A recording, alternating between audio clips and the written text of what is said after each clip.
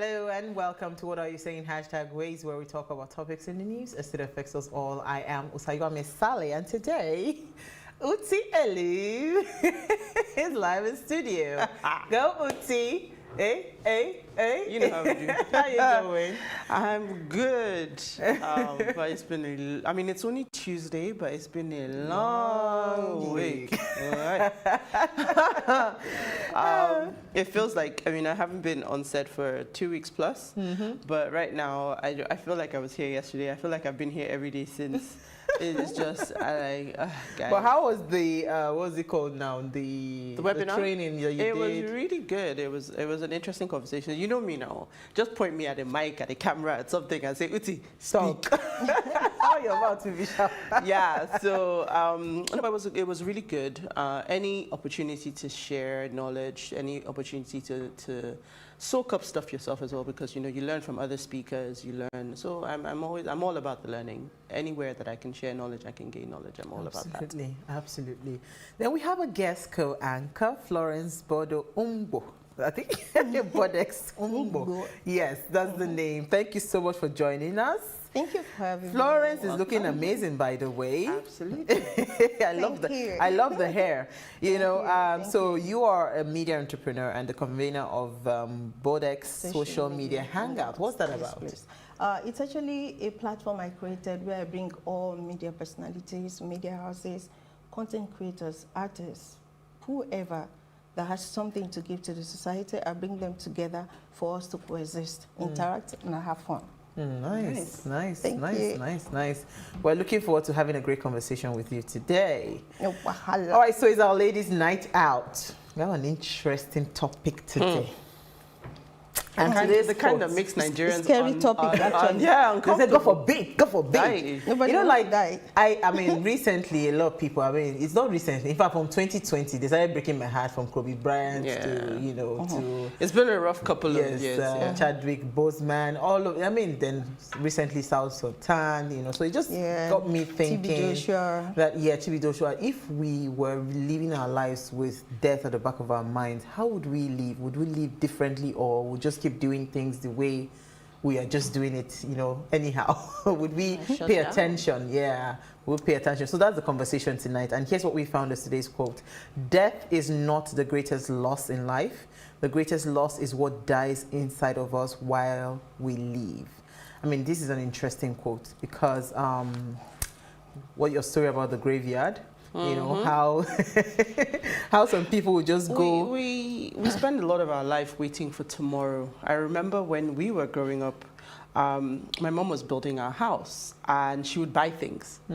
When she buys it, she would say, oh, this is for the new house. So we had a massive store. This is for the new house, this is for the new house, this is for the new house. And eventually, she relocated. She went back to the UK. And those things are still in that store. My mother's been dead since 2013. Wow. It just gets you thinking. So, you know, life is what happens. What's that quote? Life is what happens when you're making plans or something like that. You know, we keep thinking to the future. We always assume that we have tomorrow. So I guess today's conversation is looking at what happens when you confront the fact that what if I didn't have tomorrow? Would I do anything differently today? Some people might say no. Some people might say yes. Some people might not even want to confront it. So let's see where the conversation goes. Let's see where the conversation goes. So I said earlier, it's our ladies' night out, and we're asking, what if, I mean, what would life look like if you know that tomorrow or today probably will be your last day? Would you live it differently? And when we open our phone lines, Uti, Bodex, and I will be discussing this. And when we open our phone lines, we'll love to hear what you have to say about this. I mean, it's important that we talk about this. I know people don't like to hear death, right? But we'd like to hear what you have to say about this. But first, we'll take a break to see what we found in the news.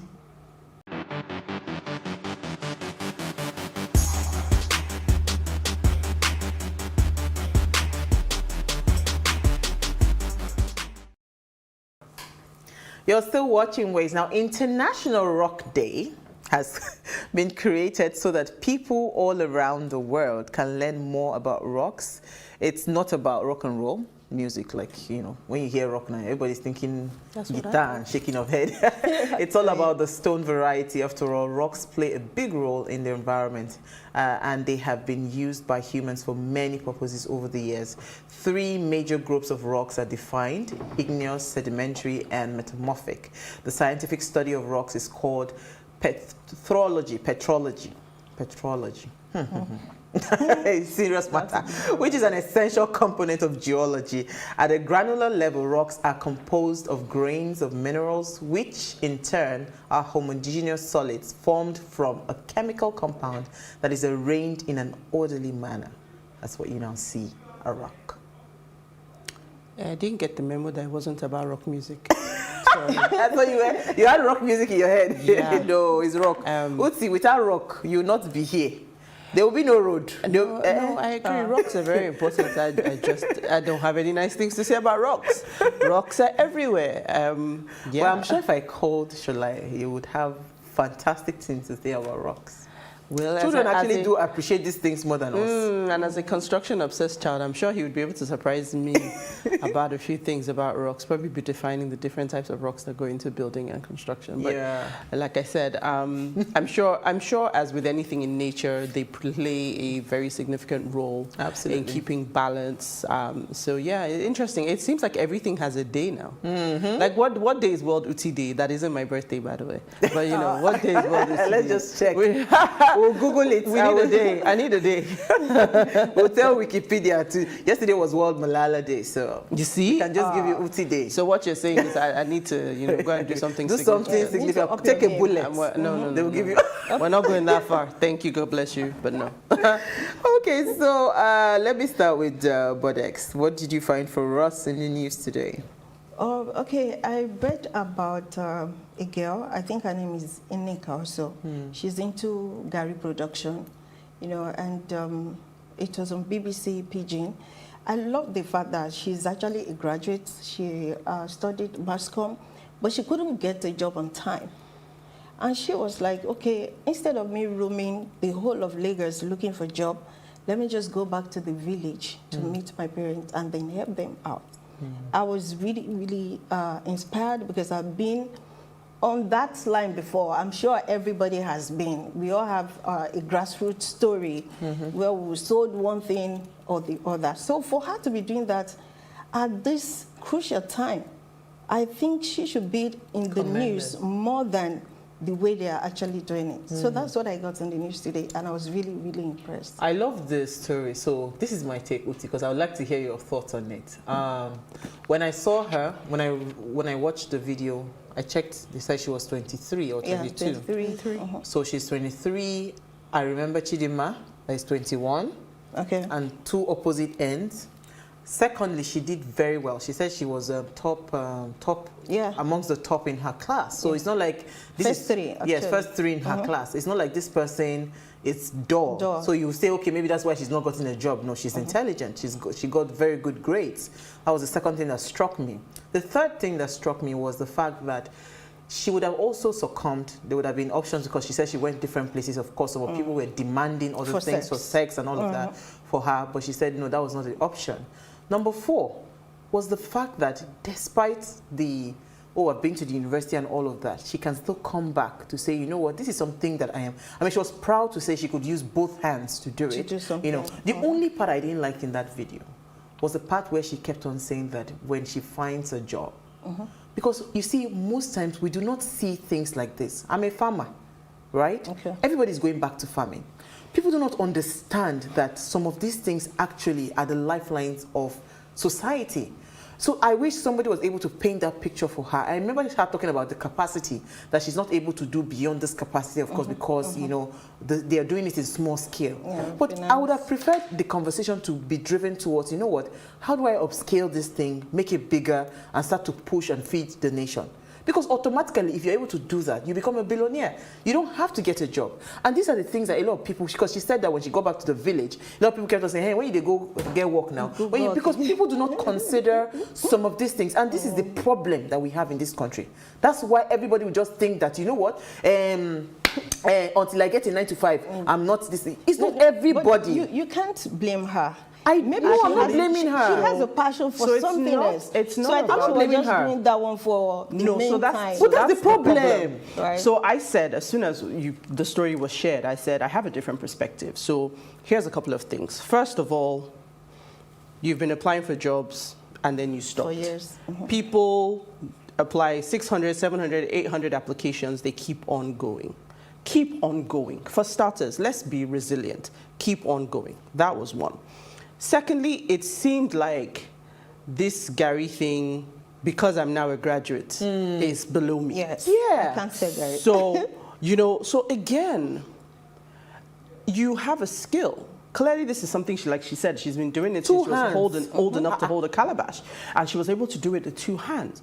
Now, because she has that mindset, she can't think about, look, having a university degree is not about getting a job.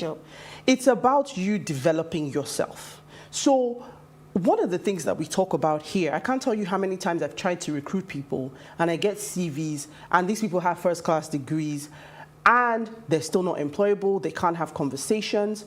When I saw this, I thought, you graduated top 3 in your class. What does that say about the quality of our education? Another angle there. Because if you graduate top 3, if things were the way they were supposed to be, you should almost have people waiting to say, I want to snap you up, I want to employ you. So there are multiple things wrong here. And I kind of couldn't see the positives because right from the beginning, I was just like, So there's a lot. Because we now need to, this focus that we have on education is fantastic, but we need to start to learn to take the right things out of education.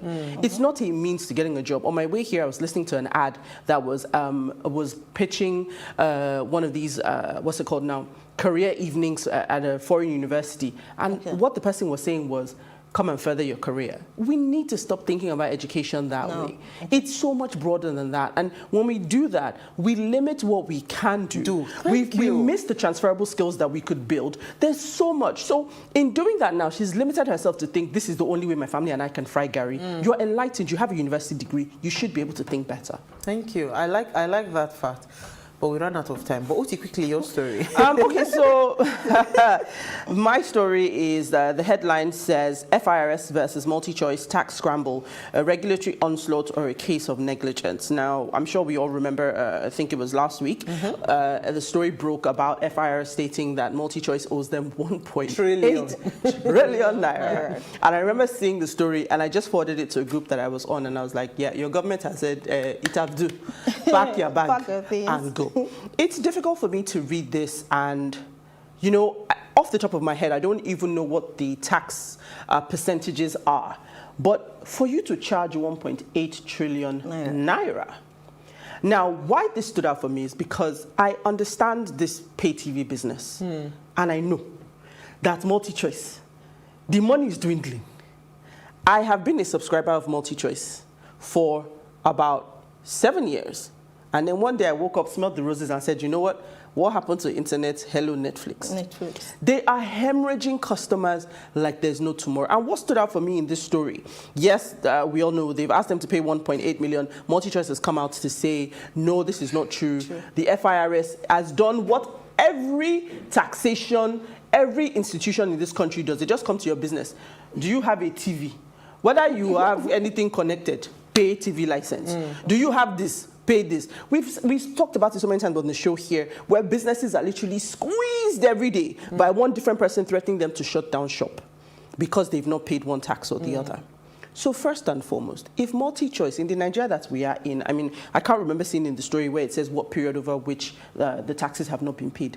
Is it today they've started padlocking businesses and shutting down businesses over taxes? We've not heard anything to the tune of 1.3 trillion.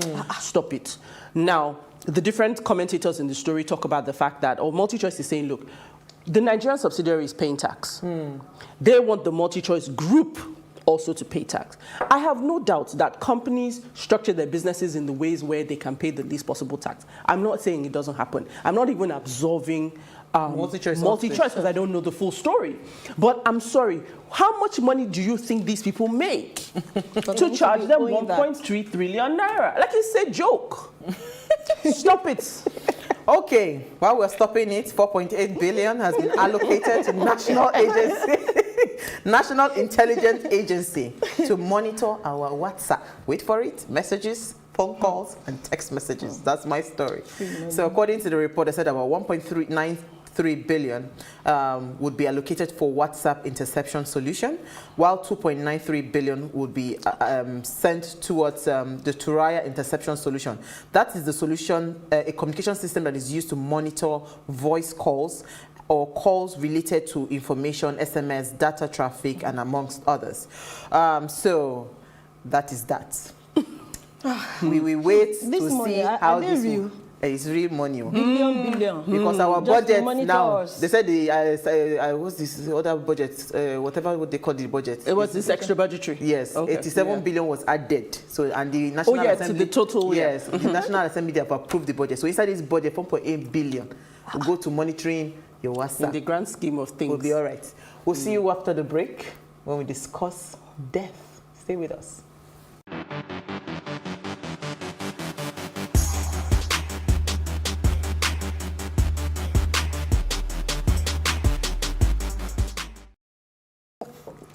Thanks for staying with us. Now, in its most basic form, the begin with the end in mind maxim refers to always having the end of our lives as our frame of reference to evaluate everything else.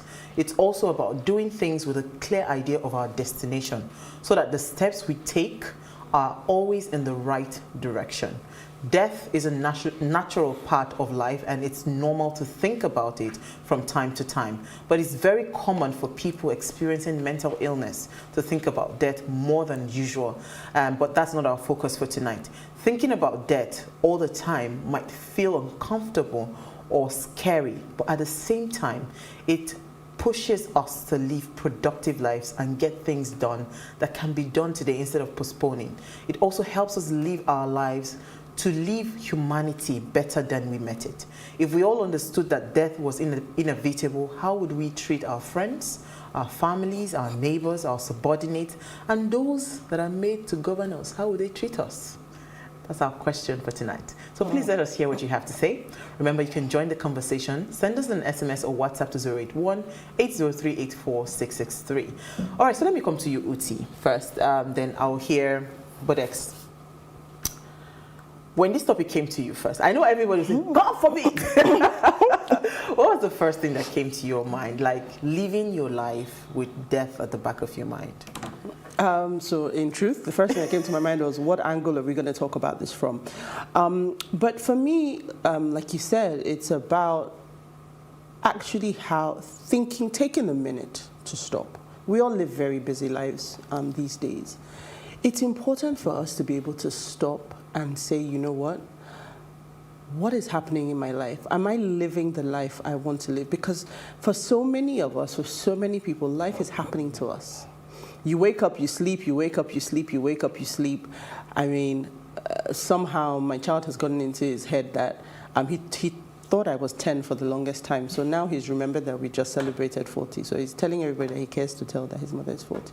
But you know, sometimes you stop and you think, what actually have you done with the last 40 years? You know, what is significant? What is memorable? What is driving you? And you know, you never want to confront death. In fact, I never used to think about death until I became a mother. And then I seemed to be afraid of everything because I thought, oh my God, something will happen and I'm going to leave my child behind. But the reality of it is, we have to stop and think about it, first of all. We have to confront the elephant in the room that says, everybody's gonna die someday. Step one. Step two, we have to decide what kind of life. You know, some people are okay being average. Some people are okay with life happening to them. Some people are, when they confront life, when they confront the issue of death, they think, well, if I'm going to die anyway, so what's the point of doing anything? You know, what's the point in bothering? Yeah, so they don't just bother. They don't bother. So, you know, it's just like, you know, let me just sleep, wake up one day, everything, move on. But for some people, it's a driver. You know, they want to leave an impact. They want their name to be memorable. They want the world to remember them for something. It may not be the entire world. It might just be your family. It might be, you know, something. But you want to be remembered for something. 2-3 generations down the line, you want people to be able to remember your name. And that is a powerful driver. That is what drives us to say, you know what? How can I make the world a better place? How can I, whether it's for the entire world, whether it's for my family, whether it's for my community, but how can I be impactful? And that, for me, I think, is what we should all be trying in our own little way. It's not about being the next, exactly. It's not about being the next Einstein. It's just the little things that we do that really make a difference in people's lives. People who have sent other people's children to school, you know, people can look back and say, this person was significant in my life. That, at the very least, is what we should strive for, in my opinion. Absolutely. Let me come to you, Bodex. You know, so when the topic came to you, what was your initial thought, and what do you think about this topic? Because you see, for me, it was just too many overwhelming stories. Like as I mentioned earlier, you know, this one it just dies, this one dies, and again, I mean, there's this music Patoranking released about "Celebrate Me While I'm Still Alive." You know. People are quick to just say to you that, oh, it was such a, you know, when someone dies, all of a sudden you just begin to realize how fantastic the person was. You now wish, oh, how wish I met this person and all of that. So I keep wondering, like, you know, do we truly live our lives pouring out everything? Because, you know, that part about, you know, dying empty, do we really do that? So let me hear your thoughts on, you know, when the topic came to your mind. Yeah, when I was sent that topic, funny enough, I was indifferent about it because I've always had it at the back of my mind that one day someone will go. Fela has the name Anikulapo, which means he has death in his pocket. Everybody has death as his or her second name, actually. We have death in our cars. We have in planes, we have it. Even here, I'm not saying we're going to die. So, that look. Death is actually everywhere. But the circumstances at which it comes to reality, that is what makes it fulfillment. Like, okay, this person is gone. So, for me, it makes me cautious of what I do with people. It gives me this conscience of, I would love to make heaven. So let me just borrow myself sense and live right. Because I have life, but I don't own it. As they are giving birth to you, they're also giving birth to death. So what's all the seriousness that we're about, especially the politicians that you talked about? If they have it at the back of their mind too, you people, you will have sense. When you know that this 100 billion you just mentioned to monitor somebody's chat or phone calls, nothing will wake up tomorrow. Please, what are you people monitoring? You'd have channeled that money to go and do better healthcare. So I think we should keep preaching and keep creating more awareness on this death thing. Look at TB Joshua. When he died, I saw the post online. I was like, this guy is gone, true. So he can actually die. But what actually made his own death kind of beautiful is because of what people were now saying about him. To the extent that my house girl, when she heard the news, she was like, oh, I didn't kill my auntie. I said, your auntie go away. You go synagogue, go do a thing. She get this one, she get that one. Same thing with Sam Sultan. Everybody was saying good thing about him. He was actually a very good friend of mine. You know, anytime you see him at events, and even if he did not want to just be on that red carpet, once he sees me, but I know you will abuse me. Shall I bring the mic? Let me talk. He was down to earth. We did not expect it. But I can tell you that that guy had this at the back of his mind because he was doing things so religiously. He doesn't like to step on toes. He does not hurt. He helps when he feels, okay, if I help this person, this is the outcome that the person will get. That fulfillment. I think that's what death should stand for, fulfillment. When you know that you're going to die, when they ask you to come to work 8 o'clock, you should be there on time. You should live righteously. You should learn to also be okay with what you have. If you acquire a lot of things and tomorrow you die, they'll still bury you the same place they're burying a poor person. So what's the essence of all the things you're gathering? If you have just a house, 2 beautiful cars, to me, I think it is okay. Because the next generation, they are going to advance all these buildings that we have used. The cars will be more developed. They won't even remember. Coming Do you understand? So then the question will now be, what is the legacy? All these ones, yes. What legacy did you leave behind? Now everybody is talking about Samsung. Hey, you did this. You, if you go, what will people talk about? Do you always get nasty when you have your guests on your show? How do you treat them? Do you smile? You should do something that. But you should tell us how we treated you, Sha. No, we know they die yet. We know they die now. So there's no point.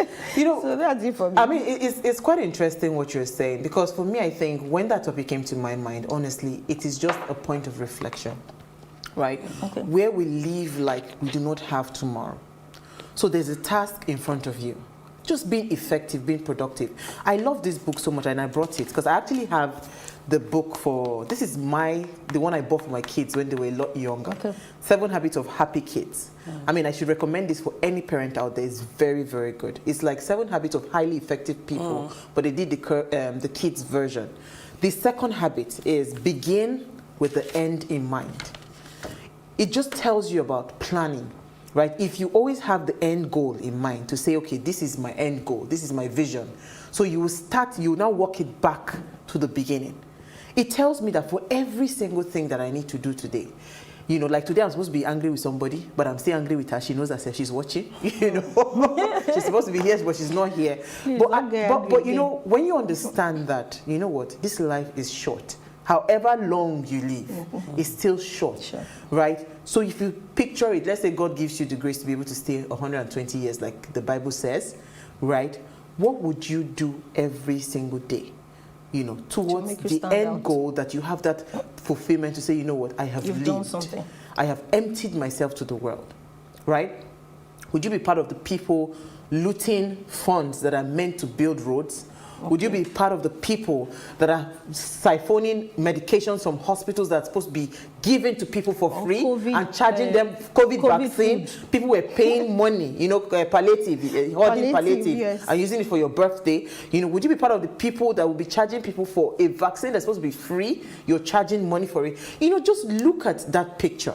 If everybody had that at the back of their mind, that I want to, like you rightly said, I want to make heaven. I want to die, but I want to die and be happy dying. That I have lived a good life, right? I think we would act our lives differently, because there are so many things going on today. I just keep wondering, do people really realize that, this life is not yours?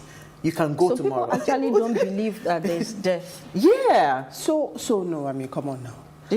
Some people don't. They think they're above death. Yeah. So I mean, the thing about it is, when you were talking now, I almost wanted to say, or I was thinking that your view is very utopian. The people know that they will die. They will still do these things because the mindset is, let me eat and enjoy the one I can do now. You know what? If I'm going to ride in a Bentley, let me ride in a Bentley now. No. So I don't see that a lot of people are moved by that conversation that says, let me do better because death could be around the corner. What I see in Nigeria, and you sort of mentioned it, Bodex, when you talked about contentment. We have a problem in this country with greed, with a lack of content. First class. Because if we did, and this is even me asking myself. I had this conversation with myself in one of my reflections. I remember thinking to myself, I was raising my nose up at my car. And I said, I want a different car. And I caught myself and I said, what's wrong with your car? You get in, you turn the key, it starts. It gets you from point A to point B. I mean, it's not a Rolls Royce, it's not a Bentley, but does it get the job to be done? Yes, it does. So I had to catch myself to say, no, don't give yourself a discontent that nobody gave you. Because all of a sudden of course, yes, I want to tell myself that I could be driving a better car, I should be driving a better car. But is the one you have right now, isn't it doing the job it is supposed to do? And that's what we have to realize, that a lot of what we're suffering today is that lack of contentment. And it's not wrong. This is not me saying that it's wrong to want more, because you can push yourself. You can do better. But to what end do you want more? Yes. So that's what I'm trying to say, is that it's not the wanting more is not the bad thing. It's when the intent. Exactly. It's when you keep saying, you know, because I can choose to want more today because, I want my family to eat better. Noble. I choose to want a bigger car just so that, yes, when I sit in the car, people look at me, she has a nice car. It doesn't make sense. Thank you. It doesn't make sense. So for me, that's what I see, where I say, look, we have to be content. We have to be focused on the right things. When we think about the future, when we think about death, we should be more concerned with what people will say about us. Like you said, people don't say a lot of things about you when you're alive. I mean, I think that most people forget to talk about people and say what's dear to them. I remember when I shared in March that I wanted to record videos about the women that were my village. And it seemed like such a big deal. And to me, it was just a short video to appreciate the people that were dear to me. But people don't do that. We don't have the time. We don't remember to say to people, I'm just picking up the phone to tell you, you know, you matter to me. But when you die, of course, it's an outpouring, and that's what we hope. But more people should be focused about the fact that when you pass, people shouldn't celebrate your passing because you have passed. They should celebrate your life. That you've lived. That you've lived. Now, let me try and piggyback to the politicians that you talked about. Now, how many people would that happen for? Genuinely, that are not motivated by money or greed. So it's a powerful topic. I mean, we don't like to, we've talked about insurance here on the show a couple of times. And people just, Nigerians is God factor. It can't happen today, God forbid. No. But we must be able to stop and think, to say, you know what? What does the future hold? I have children, I have a family, I have people who depend on me. What is it that you're doing with yourself? And more importantly, you know, when we talk about leadership, and I think I've said it a couple of times, servant leadership is missing. It can't be. If Jesus himself could wash the disciples' feet, we need to rejig this thought process of leadership. We have is leaders. Yes, we gain so much more traction as leaders by actually focusing on making the lives of the people that we lead better, on actually serving them to drive us to our goal, to our objectives. But I mean, what do we see today? I think it's actually because people don't understand humanity. If you understand the deep meaning of humanity, there are some things you will also do that will also be differently, like our politicians that we actually mentioned. If you see me as a fellow human, and you know that there are some basic things that are actually now important that I need, you will definitely want to do the right thing. But when we don't understand humanity, that's even when people get celebrated more when they die. And why? It's because I'm not going to see that person again. But seeing you every day, I just feel, okay, Uti is there, so person is there. But once you're gone, that feeling, that disconnection of, so I won't see this person again forever. That's another reason why people start celebrating when you're gone.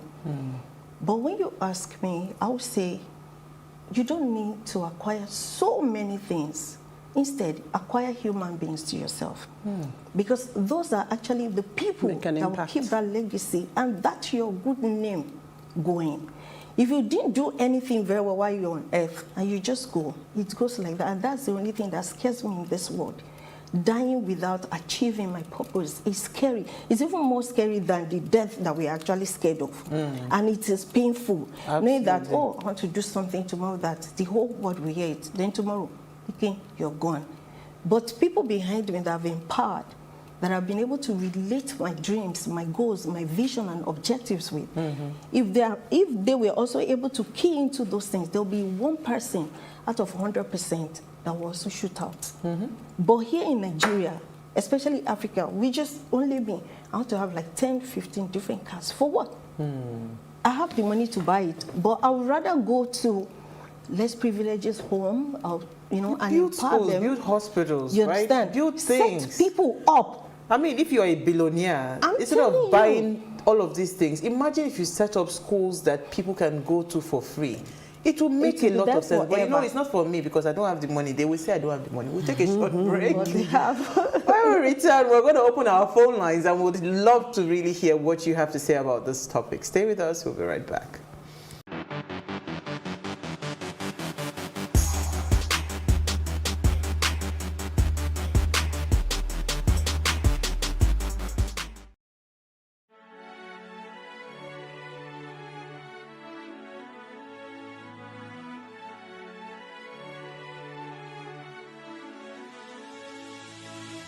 It is engagement we need to have. Those who suffer miscarriages are never taken into account. Members of the National Assembly are also influence peddlers.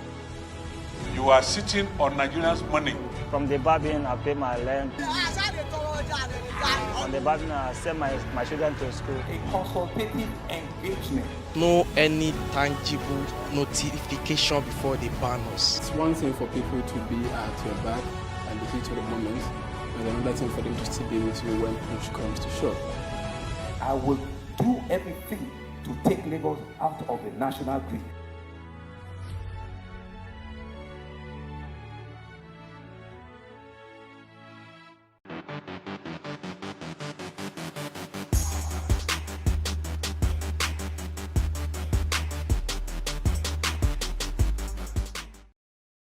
Now, if you just tuned in, it's our ladies' night out, and we are asking, would you live differently if death was in the picture? And if so, how different would it be?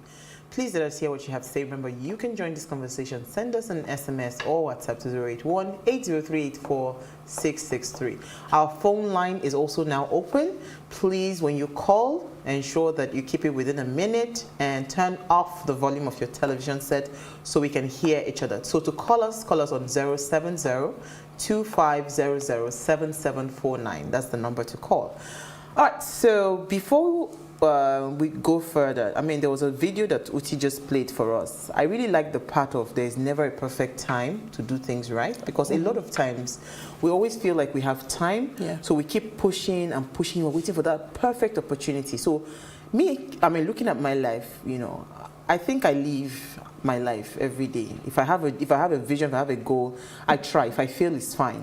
But I do not keep it to say, you know what, let me wait for that perfect moment. Maybe when I have the funds. I mean, you want to start a business, don't wait for when the money is complete, or you want to do this, don't wait for that. I mean, also, most times, people buy new clothes, as simple as new clothes, new lingeries, right? They keep on pushing it. They keep on. One day I just sat up and said, I can't be buying all these lovely lingeries and I'm waiting for the perfect evening to wear. To rock it. So I just by myself, every single night, I will be, after having my bath, I will carry all those my sex, because my sexy lingeries, I used to keep them for, you know, I just felt like, okay, there was special nights, for Jesus. So I mean, I'm just telling you, as basic as that, people do not even live.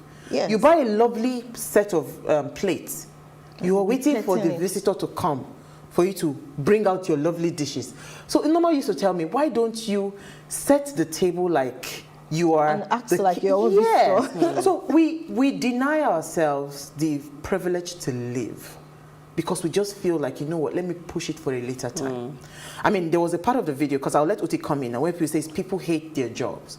You clearly do not like what you're doing, but you're going there every single day because you think you have time. You're dying. Because if you bring back that quote that said, you know, the end of that quote that said, a lot of us, you know, we are dead already inside. You know, that's literally the meaning of that quote, right? I mean, people are in marriages that they are like literally choking, but they still stay because you know what? Do you understand? So when do we even begin to start to live?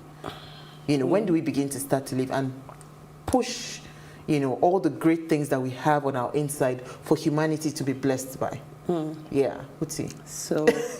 So I mean, if I speak to that video, it's an awesome video. But two things that stood out for me in the video. The first thing was, you know, the wealthiest place on the planet is the graveyard. And every time I put this, every once in a while, I put it up on my WhatsApp status and people ask me, you know, about it. But the reality of it is that so many people go to their graves with ideas, with inventions, with greatness that they never birthed because there was no time. They thought it wasn't the right time. They thought they didn't have the opportunity.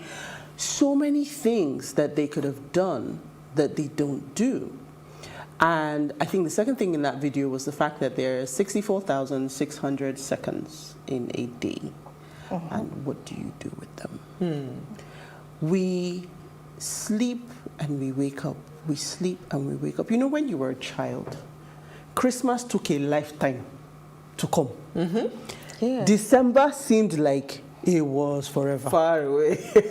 Like, I remember because, like, you know, I went to school when the school year was January to December. And I remember that December, it felt like it took forever. And there were so many things to look forward to in December. And it just felt like it took forever to come. Chicken and jollof rice. Now that we are older, you sleep, you wake up, it's Christmas again. I mean, when did 2021 kick in? Guys, the first half is gone. We're already in the first half. We're in the second half already. So literally, you think to yourself, did the clock just start speeding up and I'm not aware? But that's the reality of it. So we assume that we sleep, we wake up. We assume we sleep, we wake up. And a lot of the time, we don't even get the opportunity. Actually, life is that busy, at least for myself. You don't get the time unless you actually hold yourself, catch yourself and say, you know what, stop and think. What's the plan? Are you aligned? Are you on track? Or has life pushed you off and you've been too busy to notice? Absolutely. I remember when Chadwick Boseman died. My goodness. It's funny that you bring out this book. When he died, I started reading Purpose Driven Life again that same day. Like, I couldn't comport myself. Because I remember so many videos that I had seen of him. And then to now hear that he had been dealing with this in all that time. Yes. I thought to myself, Uti, surely you can do better.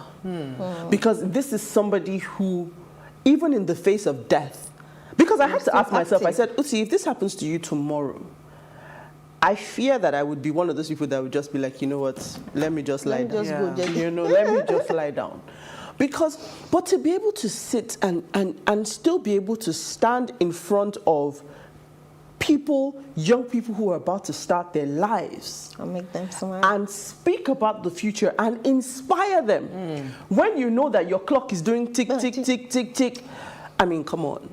I mean, if that's not greatness, I don't know what is. So I think it was the fact that he knew that his time was short that made him do that. But he could have been bitter. Yes, he could have been angry. Yes, he could have been angry. There's so many ways that picture could have played out. Yes. But it just shows you what greatness looks like. He didn't allow it to weigh him down. Exactly. It shows you what intentionality looks like. And that's what we all need to be aspiring to. Me, it is a battle every day. Because when you were talking about starting a business, Just Start. If you've read that book, I think everybody knows whether they're sanguine, they're choleric, they're... I'm a key melancholy. Analysis to paralysis. I'm going to tell you, the line is not quite straight. You got to measure twice, cut once. If 99 is on, I will tell you everything. Why? But personally, my life changed when I started to take risk.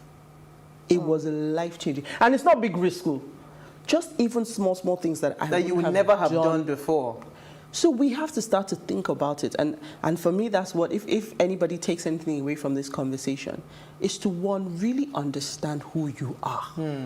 What drives you? Because you are driven to make a difference. Not everybody's driven to make a difference. Some people are driven to make money. But just understand who you are, what drives you, and focus on that part. Focus on your focus. Focus on your focus. Focus on your focus.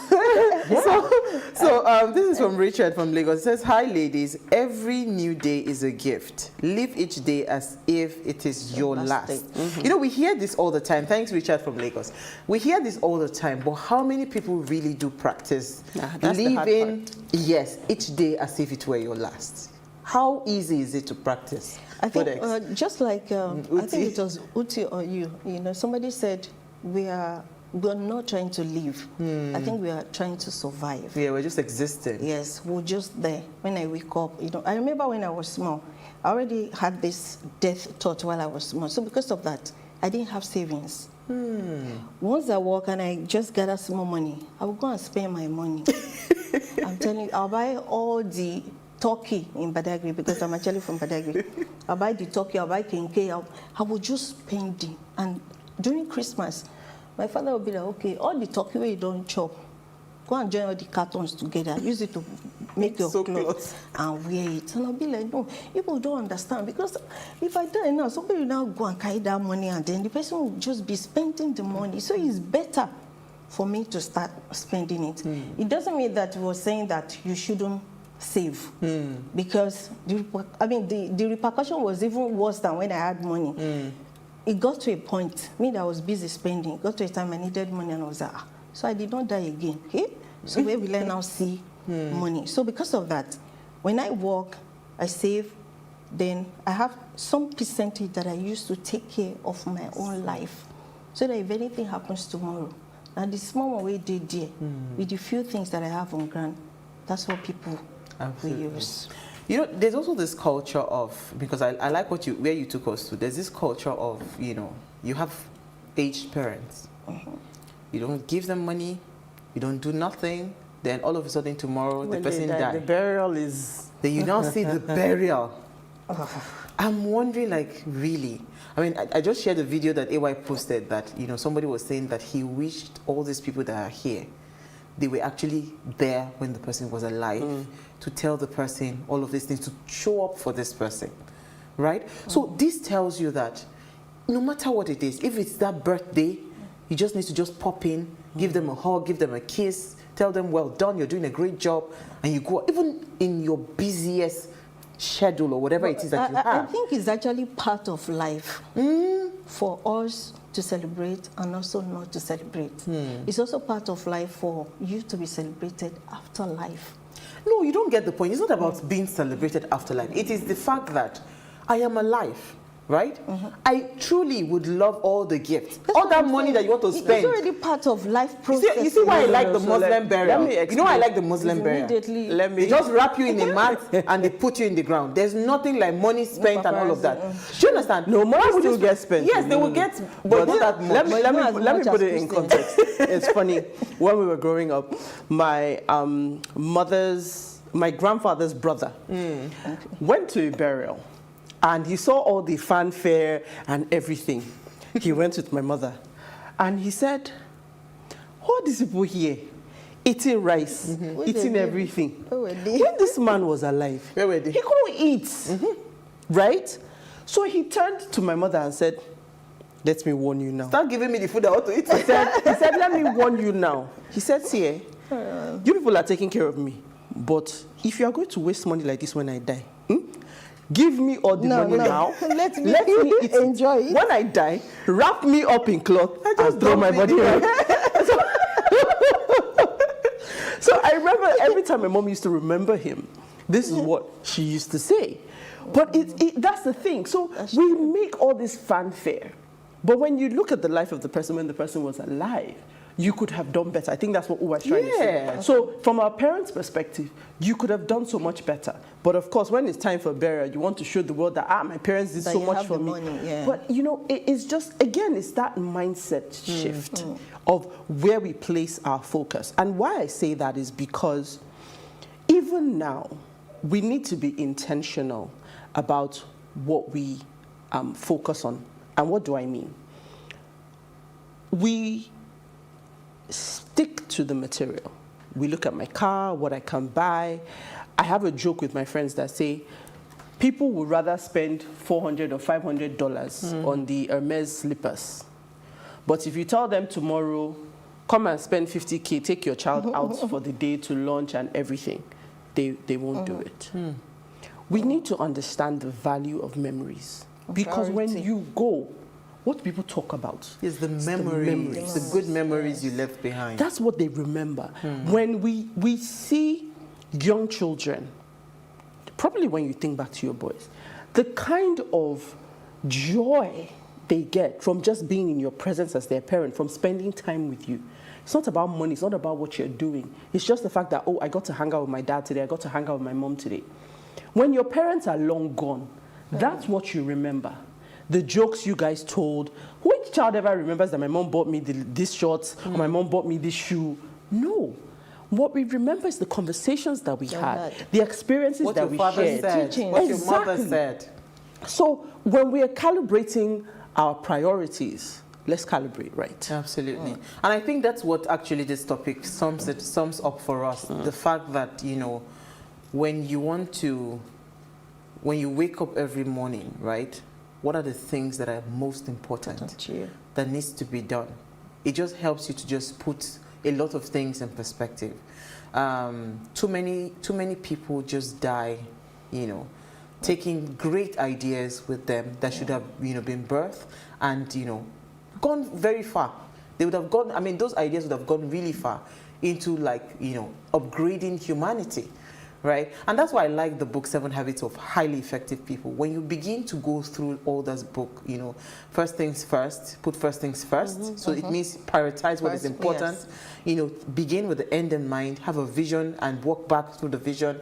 There's one that says win-win. When you think win-win, it means that, you know what, everybody wins at the end of the day. You know, so imagine if we become that productive. Some of the problems and the challenges that we have naturally in this nation would automatically be sorted out. Just being, you know, in tune with that being, that self. You know, so for me, I don't know. I don't know how we can get more people thinking about this. I think can we get more people thinking about this? We need to keep talking about it. We shouldn't let anybody with great ideas die, you know, without fulfillment. A lot of people are having finances problem. If they approach you and you feel it's something that can fly, please, we are begging you in the name of God, just help these people. Do it for them. Because when you do things that make you fulfill, you even die very well. When you're on a sick bed and you know that, okay, Uti has shown me so much love, she has supported me, okay, let me just go. Compared to, please, good afternoon, I want this, I have this, please, I don't have. And the person knows that you actually have it.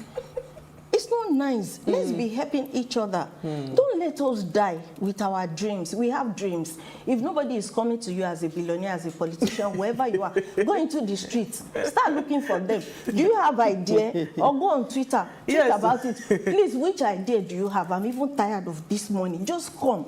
And the money is there. I see the video we saw money rotting. Exactly. And you know? In fact, it speaks to this comment that we have here from Ade that says, "Good evening, ladies. Tonight's topic is so essential. Our so-called politicians and bad leaders gathering wealth should watch this program. This life is too short, and we need to bless the needy around us and work for our salvation." So that just completely sums up what you were saying. Okay, so at the TV stations, if people come to you that they have shows. Give them time. Do you have one? No, but they give us time here. Bodex has a bucket list. Bodex has a bucket list, right? Media personalities, media houses, please. Influencers, Bodex, yes, you too. Don't let us die because and Bodex came one time. It's a lie. You people will support me, whether you like it or not. True. Me, I will not die with my own dream. Amen. Raphael Akori says the truth about death is that people never learn a lesson. This life is just temporal. Yeah. You know, I mean, I wish we could ring it in, but I think we've done very good justice to the conversation. The conversation was just to help people reflect. It's not a feel-good topic. People don't like, you know, feel-good matters. Yes, but someone ran away. Nigerians don't like talking about about We were supposed to be four, right? The phone they ring. You see, one of us already don't run from death. I will announce it on social media who ran away from the conversation. I just don't want. I said, what is your reason? She didn't have any reason to give me, and I'm still upset with her. But you see, the thing is, honestly speaking, I have come to understand that there are many more important things, you know, than just all these things that we chase after. So when you have that clarity, that understanding, I was going to talk quickly on life insurance. You know, the concept of life insurance, people think, you know, how can I be planning my death? But honestly speaking, if you have love for the people you're having leaving behind, you would just take up some things that would ameliorate their whatever hardship or something that might come as a result of your demise, right? So there are so many things that can happen. If you do that, you become if it's a mother, you become a more responsible mother. When you know that, if anything happens tomorrow and I'm not here, you know, you would raise your children in a different way. You will raise them in a way that, you know, if you're not there tomorrow, they can stand and they will stand very strong. You will not spoil them. You know, so there are too many talking angles to some of this conversation. Sure. But I'm happy that, you know, we're able to just, so quickly, Uti, in 1 minute, and then let me come to board expert, and I'll come to Uti. What do you want to say to anybody outside in 1 minute or 1 second? Oh, okay. I just want to say, please, live right. Do the right thing. Do not hurt anyone. If you feel positive about anybody, tell them. If you don't, please move. If you're not in love with anybody, don't lie that you're in love. Because there are some people that are extremely emotional. And they are fake. Who broke God's heart, yo? I mean, I think that we've said it all. For me, it's about intentionality. If your legacy is important to you, don't wait for tomorrow. Don't be like Kuti. Don't wait for tomorrow for it to be the best time. Start today. Really, really think about the difference you can make. And please focus on creating great memories. It will live long after you. Absolutely. I'm still recommending this book for children, and I'm also recommending 7 Habits of Highly Effective People for Adults. Go and get that book. It will help you live differently. All right, so before we go, do ensure you follow us. Thank you, ladies. Thank you, Uti. Thank you, Badex. We had fun. Before we go, so do ensure to follow us on Instagram at PlusTvAfrica. You can interact with us further, drop a comment, and most importantly, we are planning a huge giveaway just to say thank you to you for watching and believing in the Ways brand. So do well to follow us. It's at PlusTvAfrica. Follow us now. Like, share, and invite your friends and family to watch us and follow as well. So if you miss today's quote, here it is again. Service and gratitude will feel... Oh, sorry. Death is not the greatest loss in life. The greatest loss is what dies inside of us while we live. That's the quote for today. We'll see you tomorrow at 8 p.m. as we bring another great conversation to your screen. Enjoy.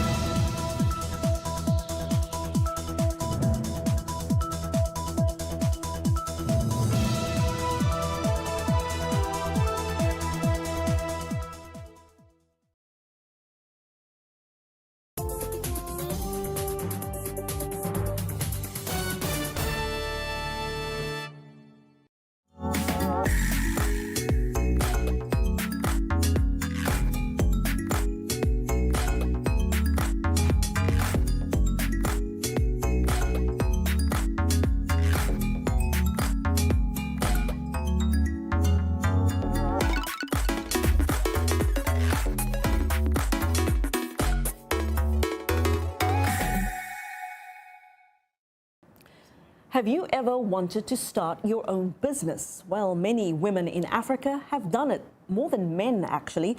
According to the World Bank, Sub-Saharan Africa has the highest rate of female entrepreneurship. Ghana is producing more women business owners than any other country in the world. Look at this. This is the 2019 MasterCard Index of Women Entrepreneurs. It shows 46% of businesses in Ghana owned by women. Uganda comes in 3rd overall. Now, it all sounds like great news, but these studies also reveal something else. That African women often struggle to grow their businesses, many living on the edge day to day with no financial safety net, no access to loans, no training. So what can be done to fix the problem and help put Africa's women entrepreneurs on the path to growth and success? And that is our focus this week. Welcome to Our Voices. I'm Haiti Adams Fitzpatrick. Hello, I'm Mayan Bior. And I'm Oriani Tangishaka.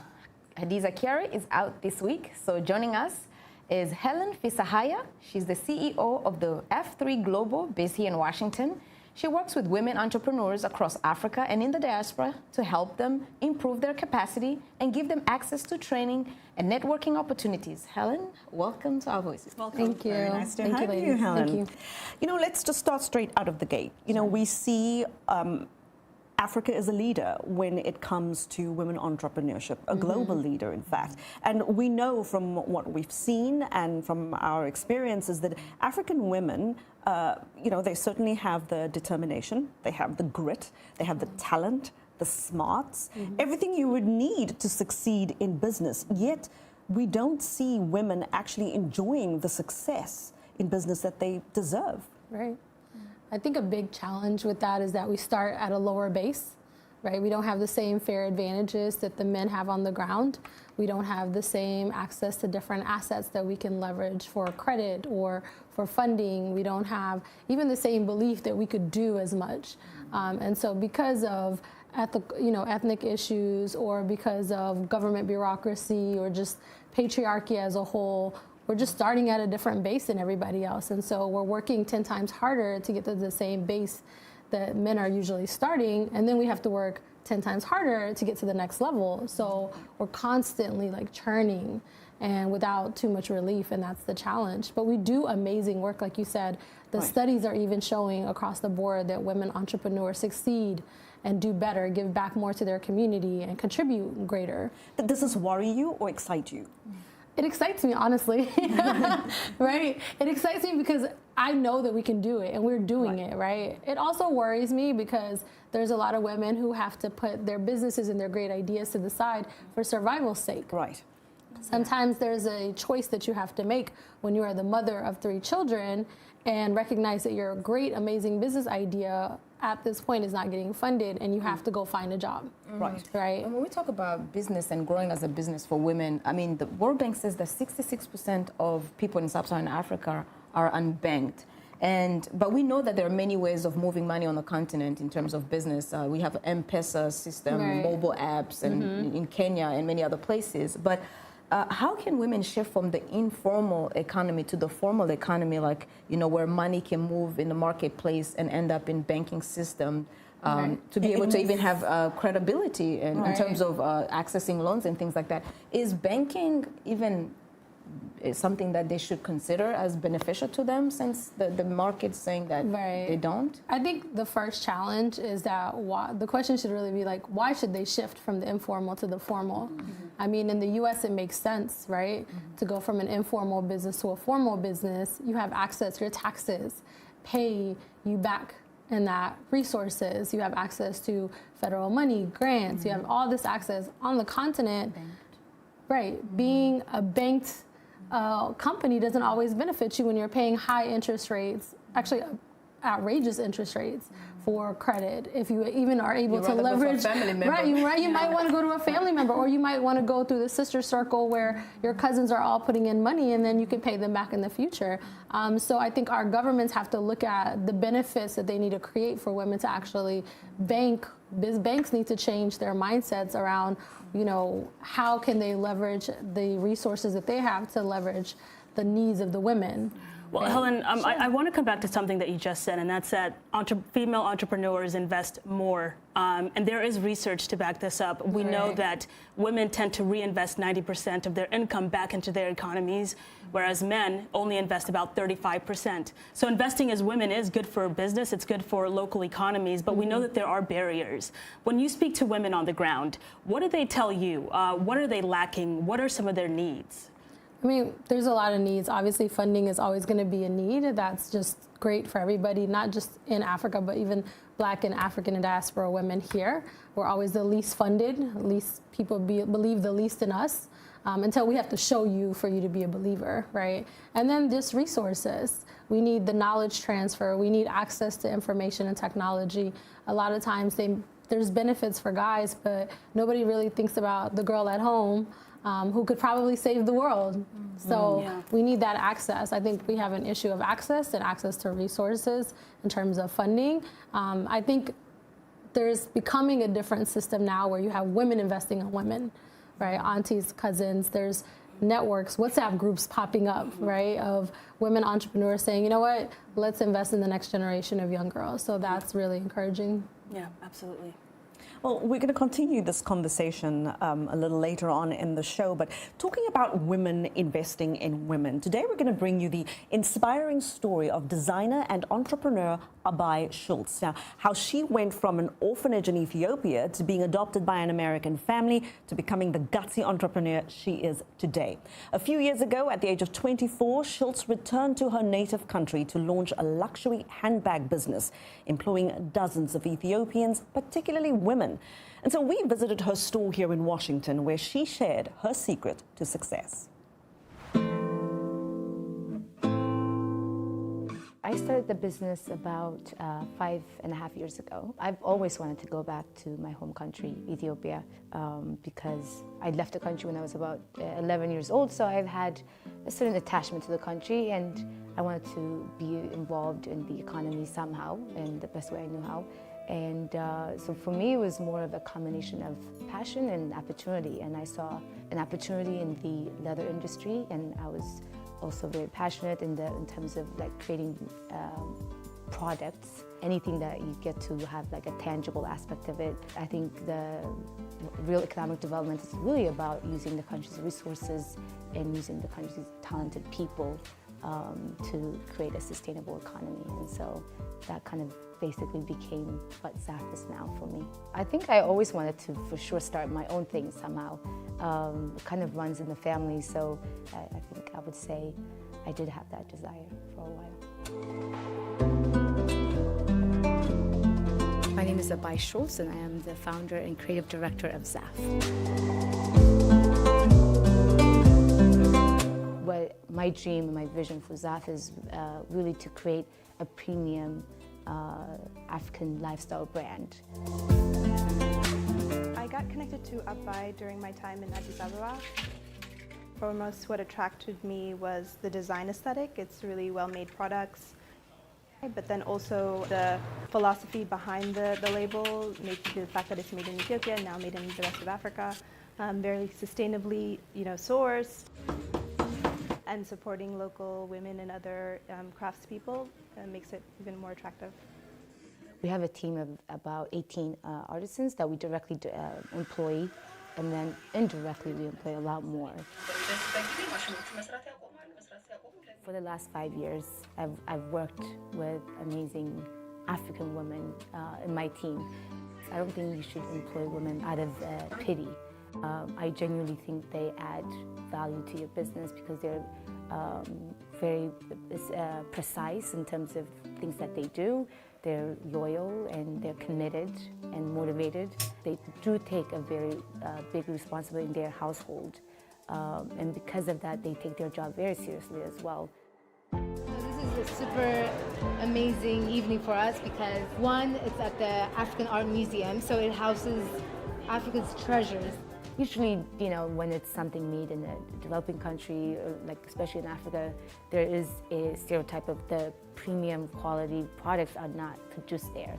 And I think when they see this, that's where we're trying to communicate that if you invest in people, we can produce good quality products that are desirable. That's something you want to buy and enjoy.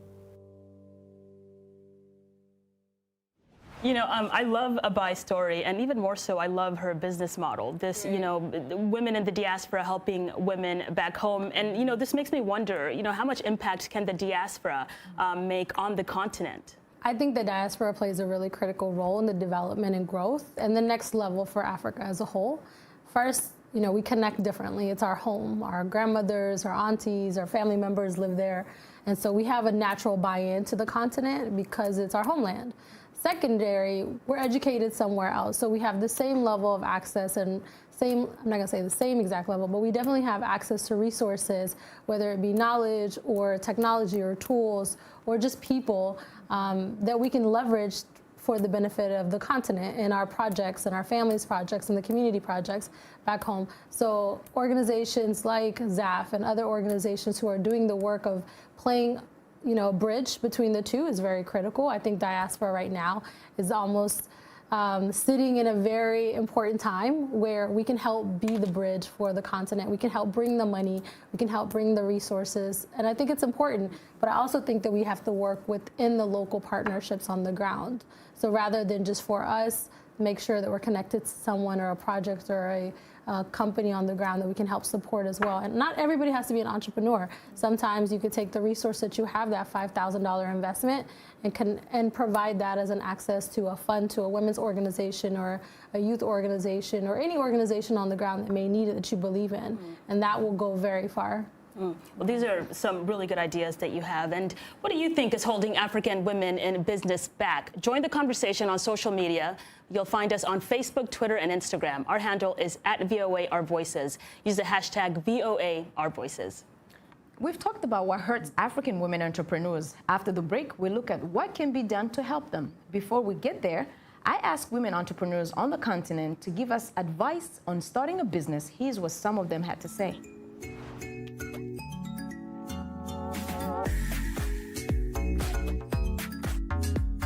Women entrepreneurs in my community mostly need capital.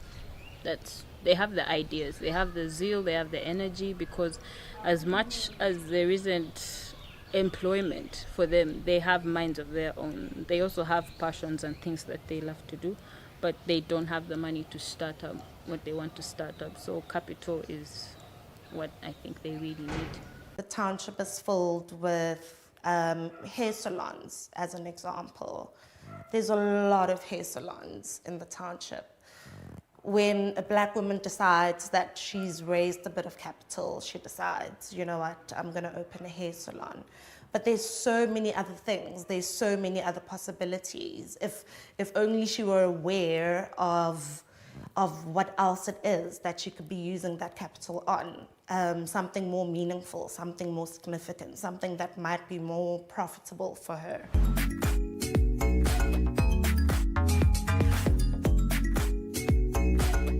On Our Voices, we're talking about the news and issues you're talking about. Sharing stories of development and growth across Africa, around the world, and in our lives. Topics that inform, empower, and change the rules. It's time for Our Voices. With me, Haiti Adams Fitzpatrick. And Hadiza Kiari. And Ayan Bior. And Orion Itangi Shaka. Join us on Facebook at VOA Our Voices. It's time for Our Voices.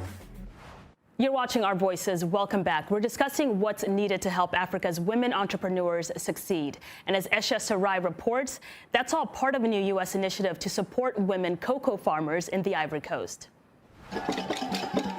Ivanka Trump traveled to Adzope in the Ivory Coast, announcing a $2 million commitment from USAID and private companies to women in the cocoa industry. One example is Kayat, a woman-run agricultural cooperative. It's women in programs like Kayat that are part of the WGDP, a new Trump administration initiative to foster women's employment in developing countries, aims to help. I think we all see that the women in the industry are super excited about the investment that the U.S. government is making, and they've stepped up to make their investment as well. We're ready to work with them. We really want our families to be free and for our children to go to school like they should. We want to be happy like other women.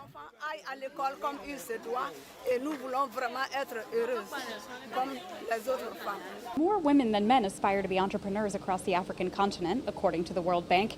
They face barriers, including lack of access to capital and often an inability to own land. As women, we feared to go to take loans, which for a long time we know that has been available. But the fear of the consequences, what if the business fails, has been one of the reasons why we will be more tread carefully. Trump also visited the WeFi, the Women's Entrepreneurs Finance Initiative Summit. Founding groups, including the African Development Bank, welcomed Ivanka and members of U.S. Congress. Societies that empower women to succeed are more peaceful and more prosperous. And this is evident in all the research that we see. It's definitely helping to attract a lot of attention and increase the visibility on the issues we all really care about, which is really women's access to finance, women entrepreneurship, how to ensure that women fully participate in private sector growth and realize their potential. Many entrepreneurs say increased support will help them succeed. I believe that there is a strong, how can I say that, a will to help women in their own businesses. I believe that this is the most important thing. We need to focus on that. Regardless of how much money or where it's coming from, some Ivory Coast women left feeling inspired about the future of African businesswomen.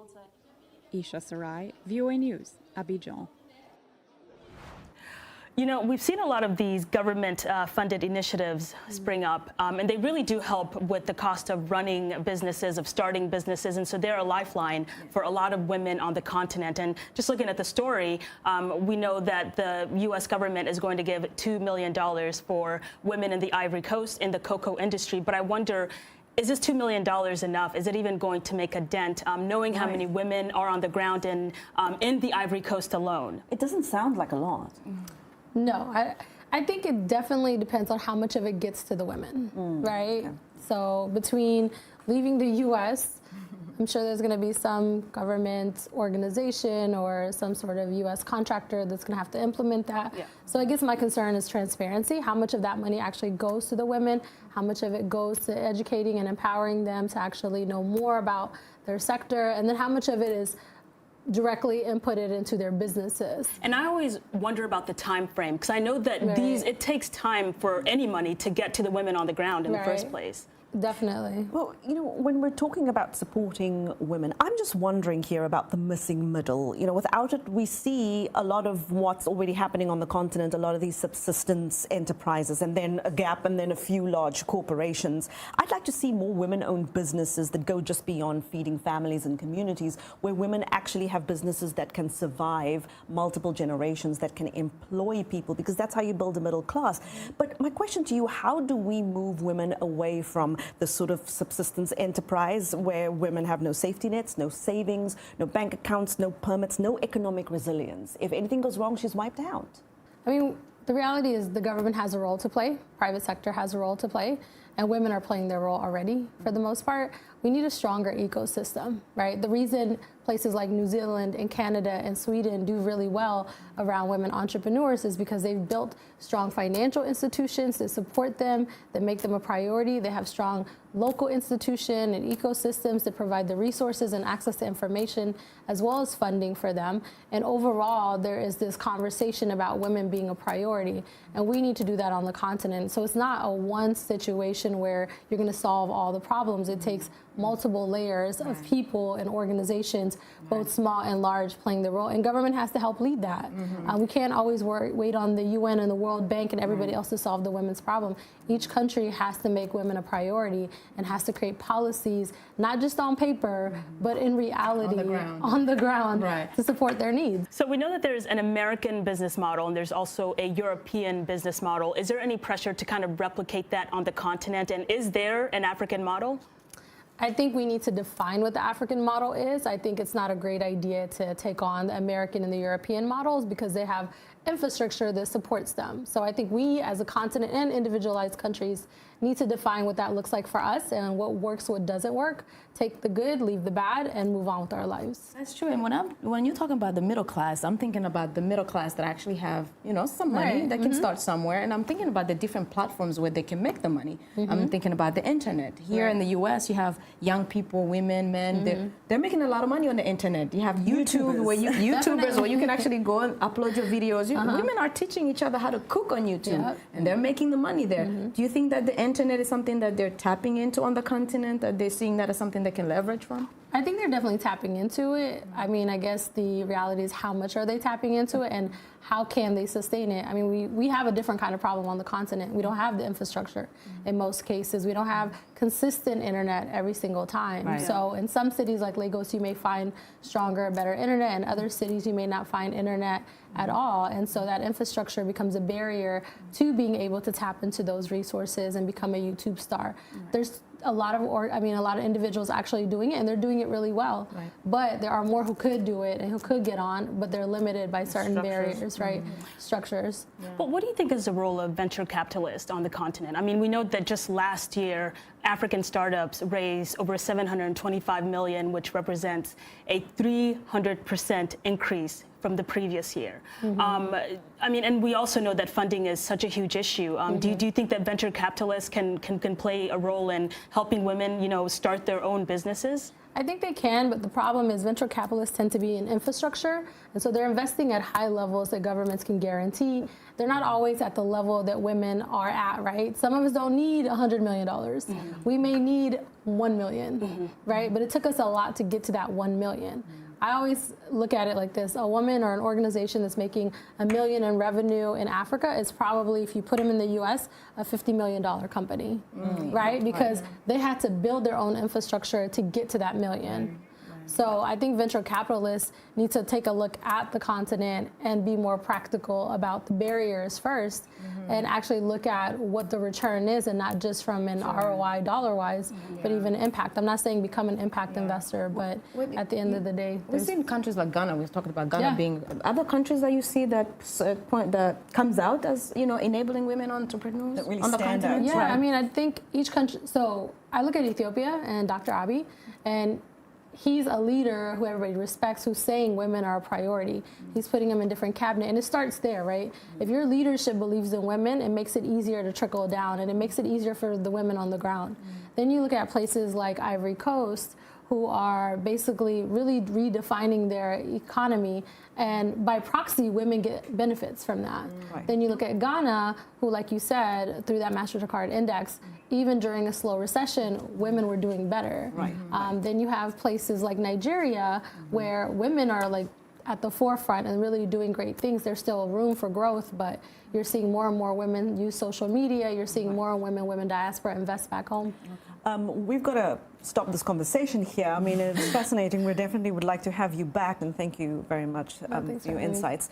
Still ahead here on Our Voices, how a group of about 12 women plans to take on and take over the business world in Guinea-Bissau. Our Women to Watch segment is next. We'll be back in a moment.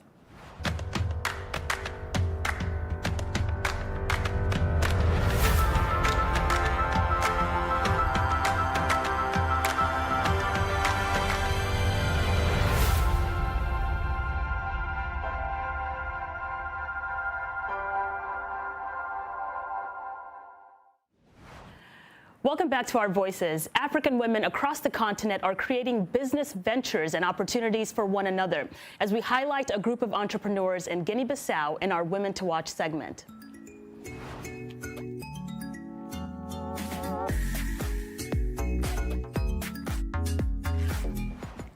Launching your own business often starts with a good idea and a leap of faith. This week, we're watching a group of female entrepreneurs in Guinea-Bissau who did just that. They banded together to learn more about the business of business and supporting each other as entrepreneurs. 1 year in, their efforts appears to be paying off. Ricky Sharyak reports. From street vendors to women who own their own shops, Adele Gomes likes to encourage young female entrepreneurs in Guinea-Bissau. Gomes is president of the Young Women Entrepreneurs Group in Bissau, the capital. She wants to encourage young women in the West African country to expand their businesses and become financially independent.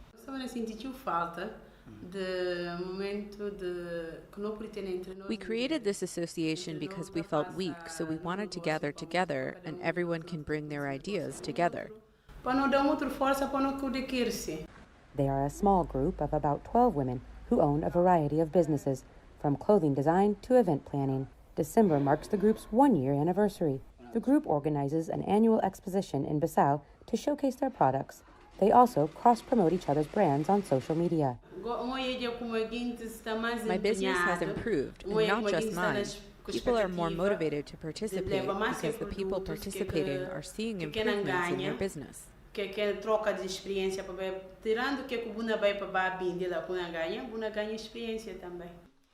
Designer and group member Adele Dos Santos says her orders have increased too. Dos Santos, who has a daughter, says running a business and managing a household is challenging.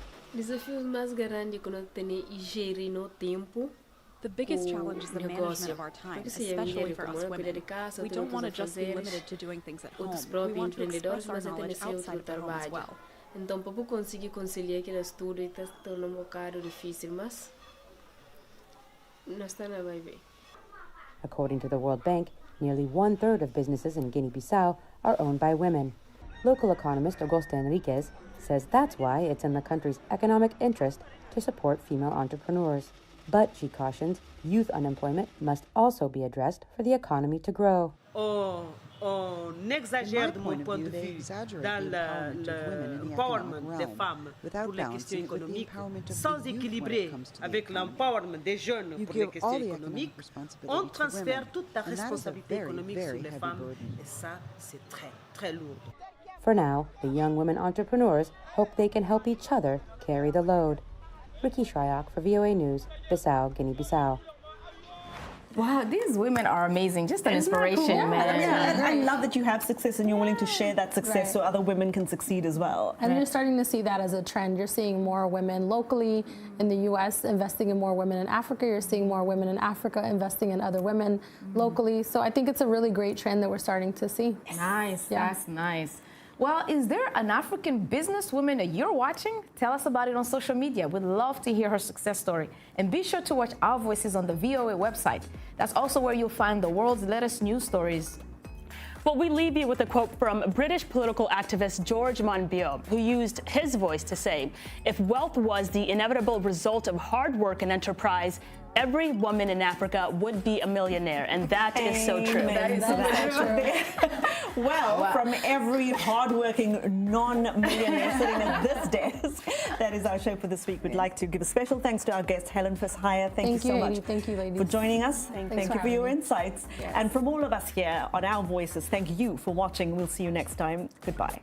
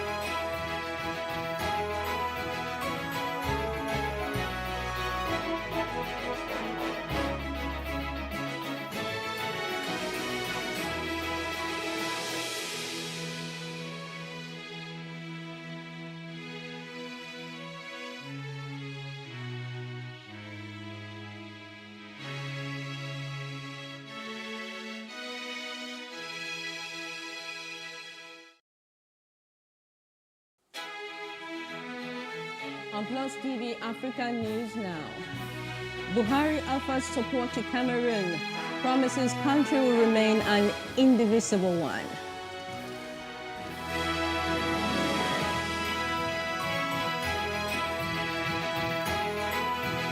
"45 feared dead in violence after jailing of ex-president Jacob Zuma." Death toll in hospital incident rises to 66.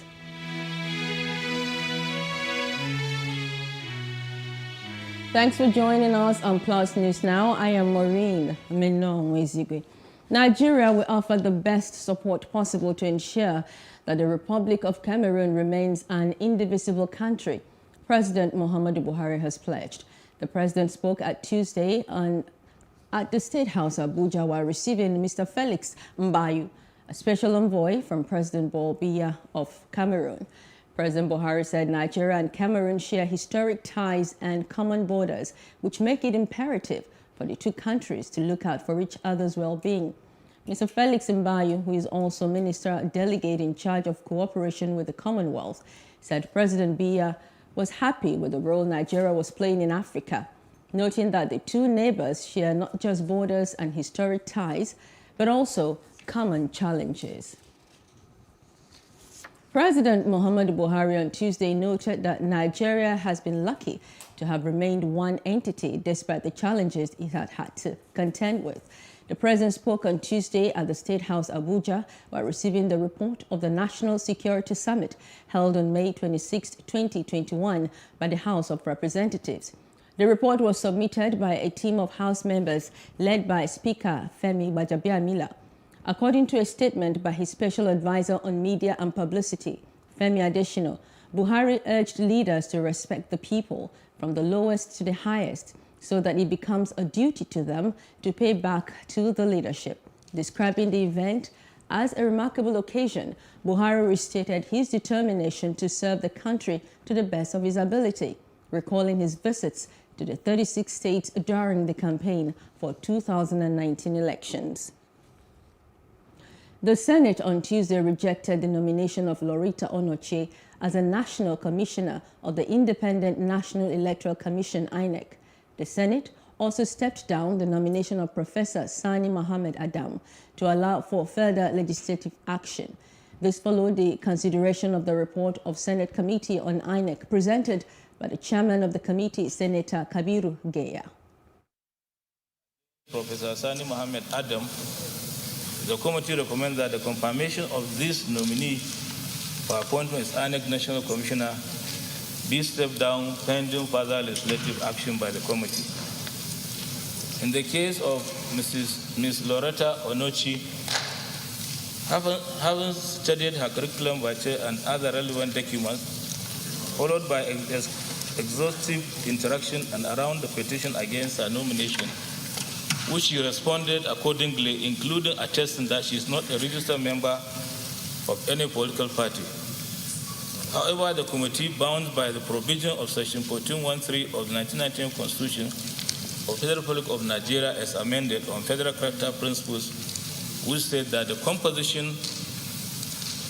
of the government of the Federation or any of its agencies and the conduct of its affairs shall be carried out in such a manner as to reflect federal character of Nigeria and the need to promote national unity and also to command national loyalty, thereby ensuring that there shall be a predominance of persons from a few states or from a few ethnic or other sectional groups in that government or in any of its agencies.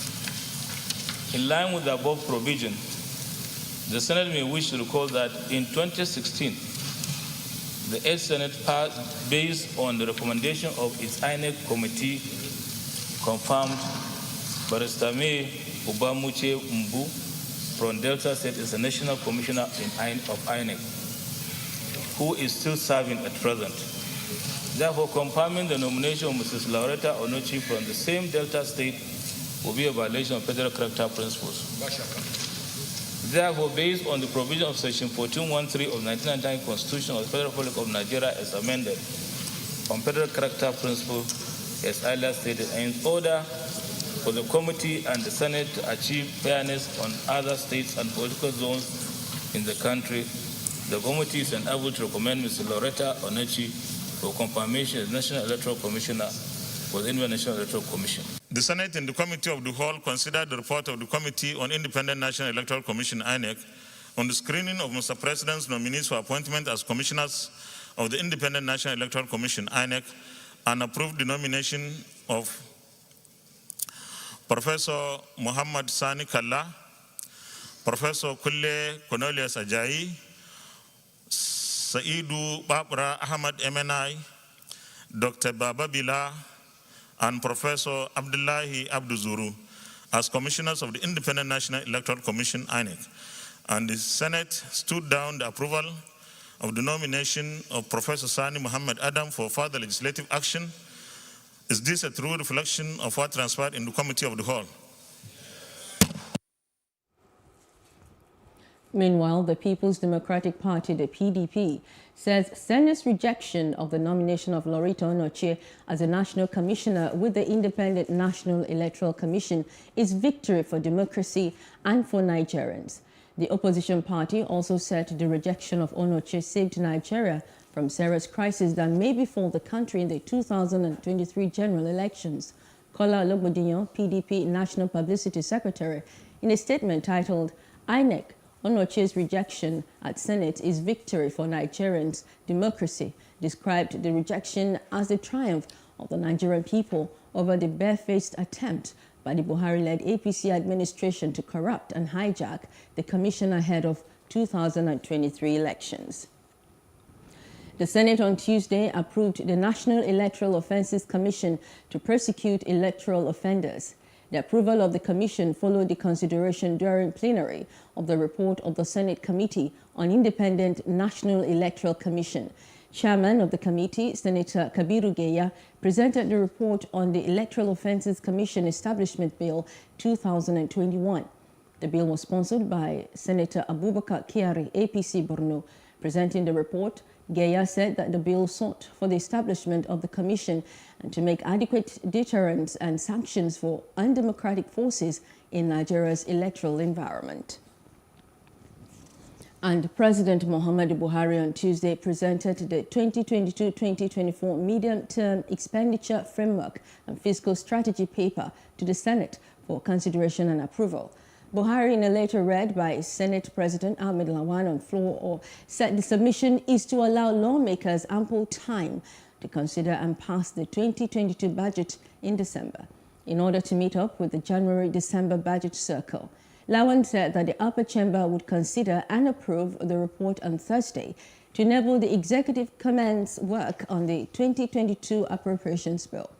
He gave the Senate Joint Committee of Finance, National Planning, Foreign and Local Debt, Banking, Insurance and other financial institutions, petroleum downstream 24 hours to complete work on the report and submit it for consideration and approval on Thursday. Buhari in the letter commended the upper chamber for its commitment towards sustaining the restoration of the January to December financial timeline under the 9th National Assembly. The Kaduna Police Command's mission to rescue all kidnapped victims through intelligence-led policing and rigorous patrol seems to be working, with the rescue of 3 victims. On the 12th of July 2021 at about 1 o'clock, the operatives of the command alongside civilian JTF on routine rescue patrol around the forest of Tohon Geya village of Chikun local government area of Kaduna State stumbled on 3 kidnapped victims, roaming the bush extremely exhausted and weak. The victims were safely evacuated and rushed to Police Clinic Kaduna, where they are currently being resuscitated and will subsequently be handed over to their immediate families. During the course of investigation, the 3 victims were identified as Zaharuddin Ibrahim, Noura Nuhu, that were kidnapped recently along Kaduna-Kachia Road, and Abraham Aniya, one of the students of Bethel Baptist Secondary School, Kujama, that were kidnapped the previous week. The command promises to be relentless in ensuring that more victims are rescued within the shortest possible time. 2 persons have died from the new Delta variant of the novel coronavirus in Oyo State. 1 person has been isolated at a facility in Oyo and is receiving medical attention, while contact tracing has begun. The Oyo State Incident Manager and Coordinator of the Emergency Operations Center, Dr. Olabode Ladipo, confirmed this on Tuesday.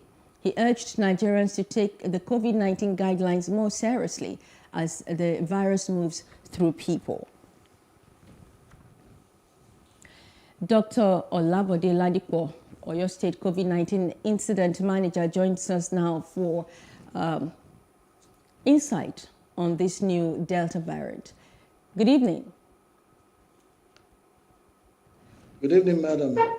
Thank you for having me. We're glad to have you. Could you please give us a quick incident report in Oyo State? Okay, in the last 2 weeks now, we have 37 cases with 3 deaths. And the surveillance activities at the height, we're trying as much as possible to ensure that every single case that we find, we get to their contacts, have them isolated as well, and follow up with testing after a while to see whether they too have been infected or not. As we speak now, the isolation center now in Oyo State has 6 clients, 2 isolation centers, the one at UCH and the one at Olodo. And as we are now, we are bracing up to a chance that we'll have further numbers. But with the surveillance activities going on, we believe that we should be able to mop up as much as possible and perhaps break the transmission before it gets so far into the communities. Why does this virus keep mutating?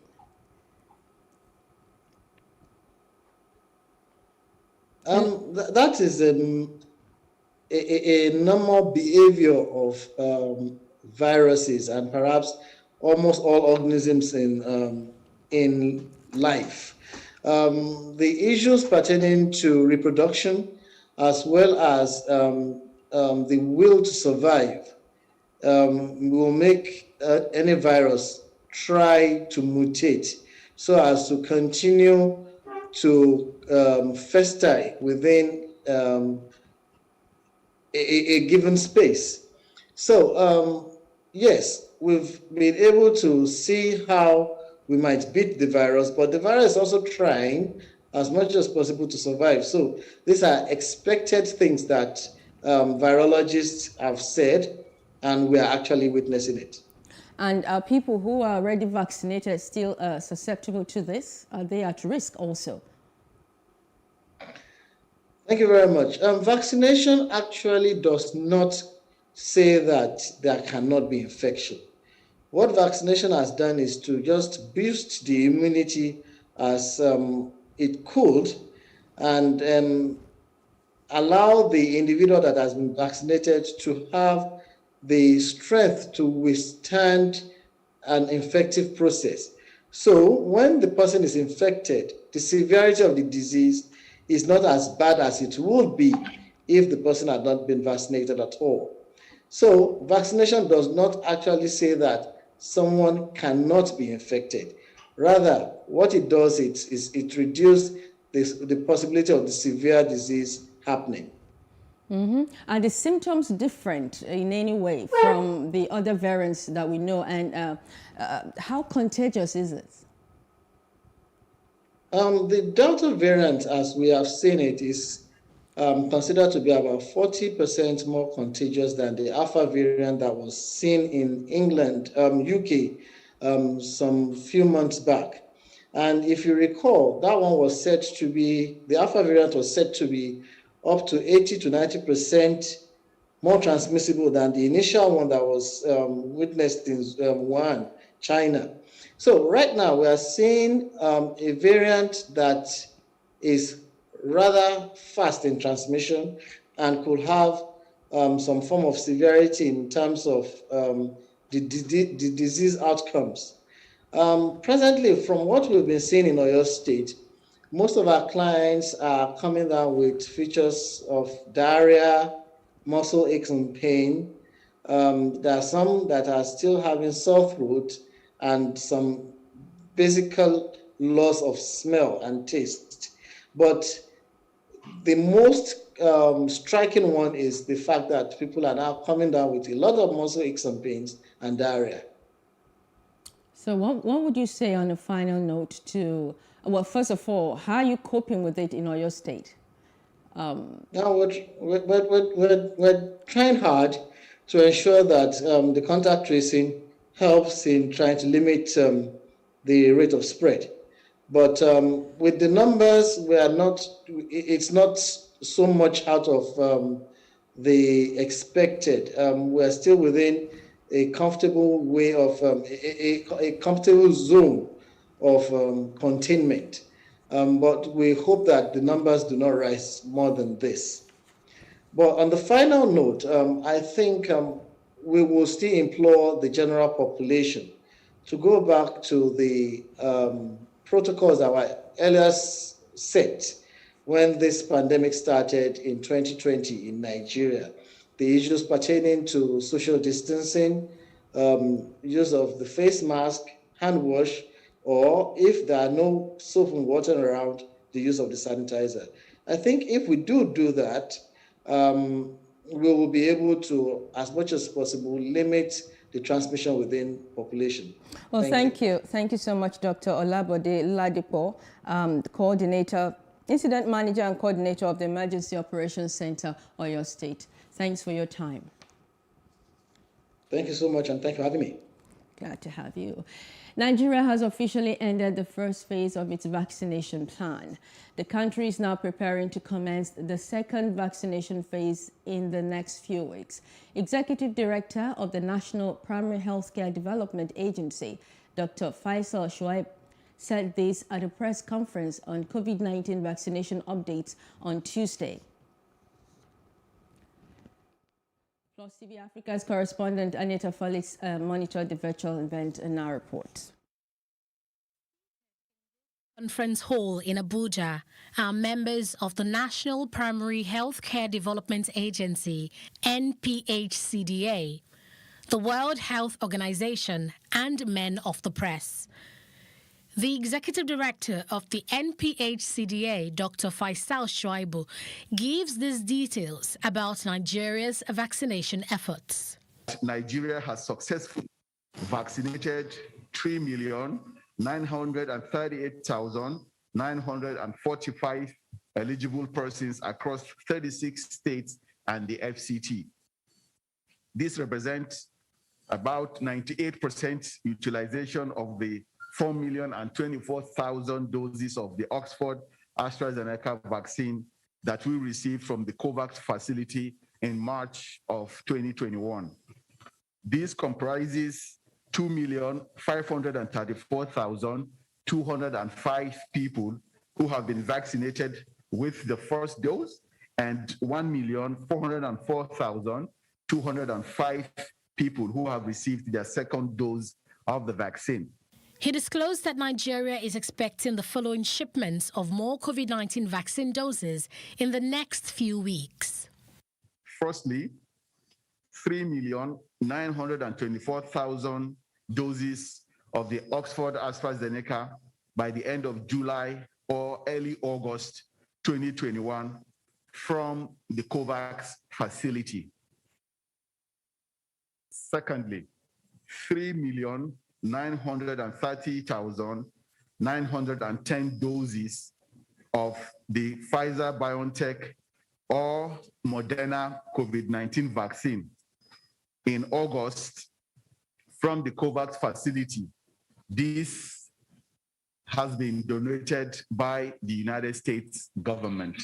On his part, the WHO country representative, Dr. Walter Mulumbo, appeals to Nigerians to shift their perspective regarding the value of the vaccines. When the vaccine is available, please demand to be able to take it. It is there for you to take your social responsibility, to protect yourselves and to protect your communities and your families.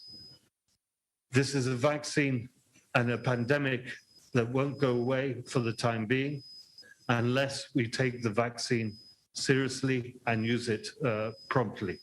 As Nigeria battles the new Delta wave of the coronavirus, the National Primary Healthcare Development Agency continues to advise Nigerians to adhere to health guidelines, such as wearing a face mask and maintaining a hand hygiene and a social distance. Aneta Felix, PlusTvAfrica. The Wole Soyinka Center for Investigative Journalism has held its 13th media lecture series in Lagos. Panelists pointed out deep issues bothering Nigeria and proffered solutions on how to deal with them. Jacinta Obiuku was there and now reports. At a time Nigeria is facing many socio-economic and security challenges, discussions like this one are considered necessary to help the country recalibrate. It's the 13th Wole Soyinka Center Media Lecture Series with the theme, Remaking Nigeria Towards a Secure and Viable Union. Part of the conversation by the panelists is on a community-based model for basic education, the rule of law, oil economy, and Nigerians' unity. Common Nigerians no longer have access to quality basic education. Most of our kids are on the floor, on the ground, under the shade of trees, called school. We have created a system that entrenches economic mediocrity. Mediocrity in economic governance. That the only thing the politicians, the political class can think of is more crude oil. They don't know how to produce. They don't know how to encourage production. The reckless violation of the rights of Nigerians on a daily basis, it is most shameful that this is coming under a government that pretends to be progressive. Many press statements, no press conference. What does that mean? It means that we have not had any avenue to ask our president questions. He has just told us things that he wants to tell us, and we have to deal with them, go figure them out, go search them out. But he does not sit down for Nigerians to ask him, Mr. President, can you answer us about the issue? A senior advocate of Nigeria, Femi Falana, shares his view on media freedom. They have just approved a budget of 4.8 billion to the security forces to monitor your telephone conversation, your WhatsApp, and so that when you are communicating with your friend or your political ally, and they say the message is dangerous, you are going to be arrested. And I'm saying, have no fear, we are going to go. The panelists prefer possible solutions to Nigerians' problems. All of those mechanisms, legislations that had made the center the ultimate and sole controller of national resources need to be dismantled. The battle to rescue or revive the soul of our nation lies squarely with the Nigerian people, because the National Assembly has become a national embarrassment. The lecture series double as the celebration of the Nobel laureate, Wole Soyinka's birthday. The distinguished Nigerian is celebrating his 87th birthday on June the 13th. Jacinta Obiugo for PlusTvAfrica. Still ahead. United Nations confirms over 282 million suffer malnutrition in Africa. Details when we return.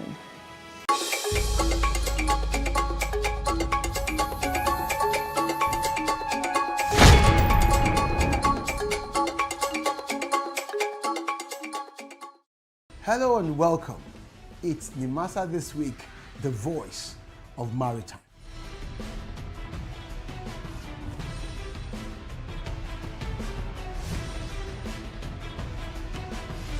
Nimasa This Week is brought to you by the Nigerian Maritime Administration and Safety Agency. Statutorily mandated to ensure that there's regulation and promotion of matters affecting our waters.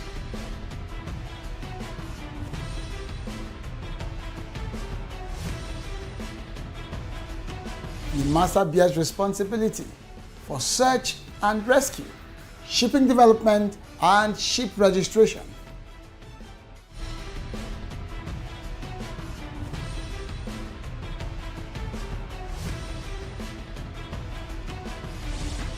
Nimasa This Week, the voice of maritime, showing on this channel. Welcome back.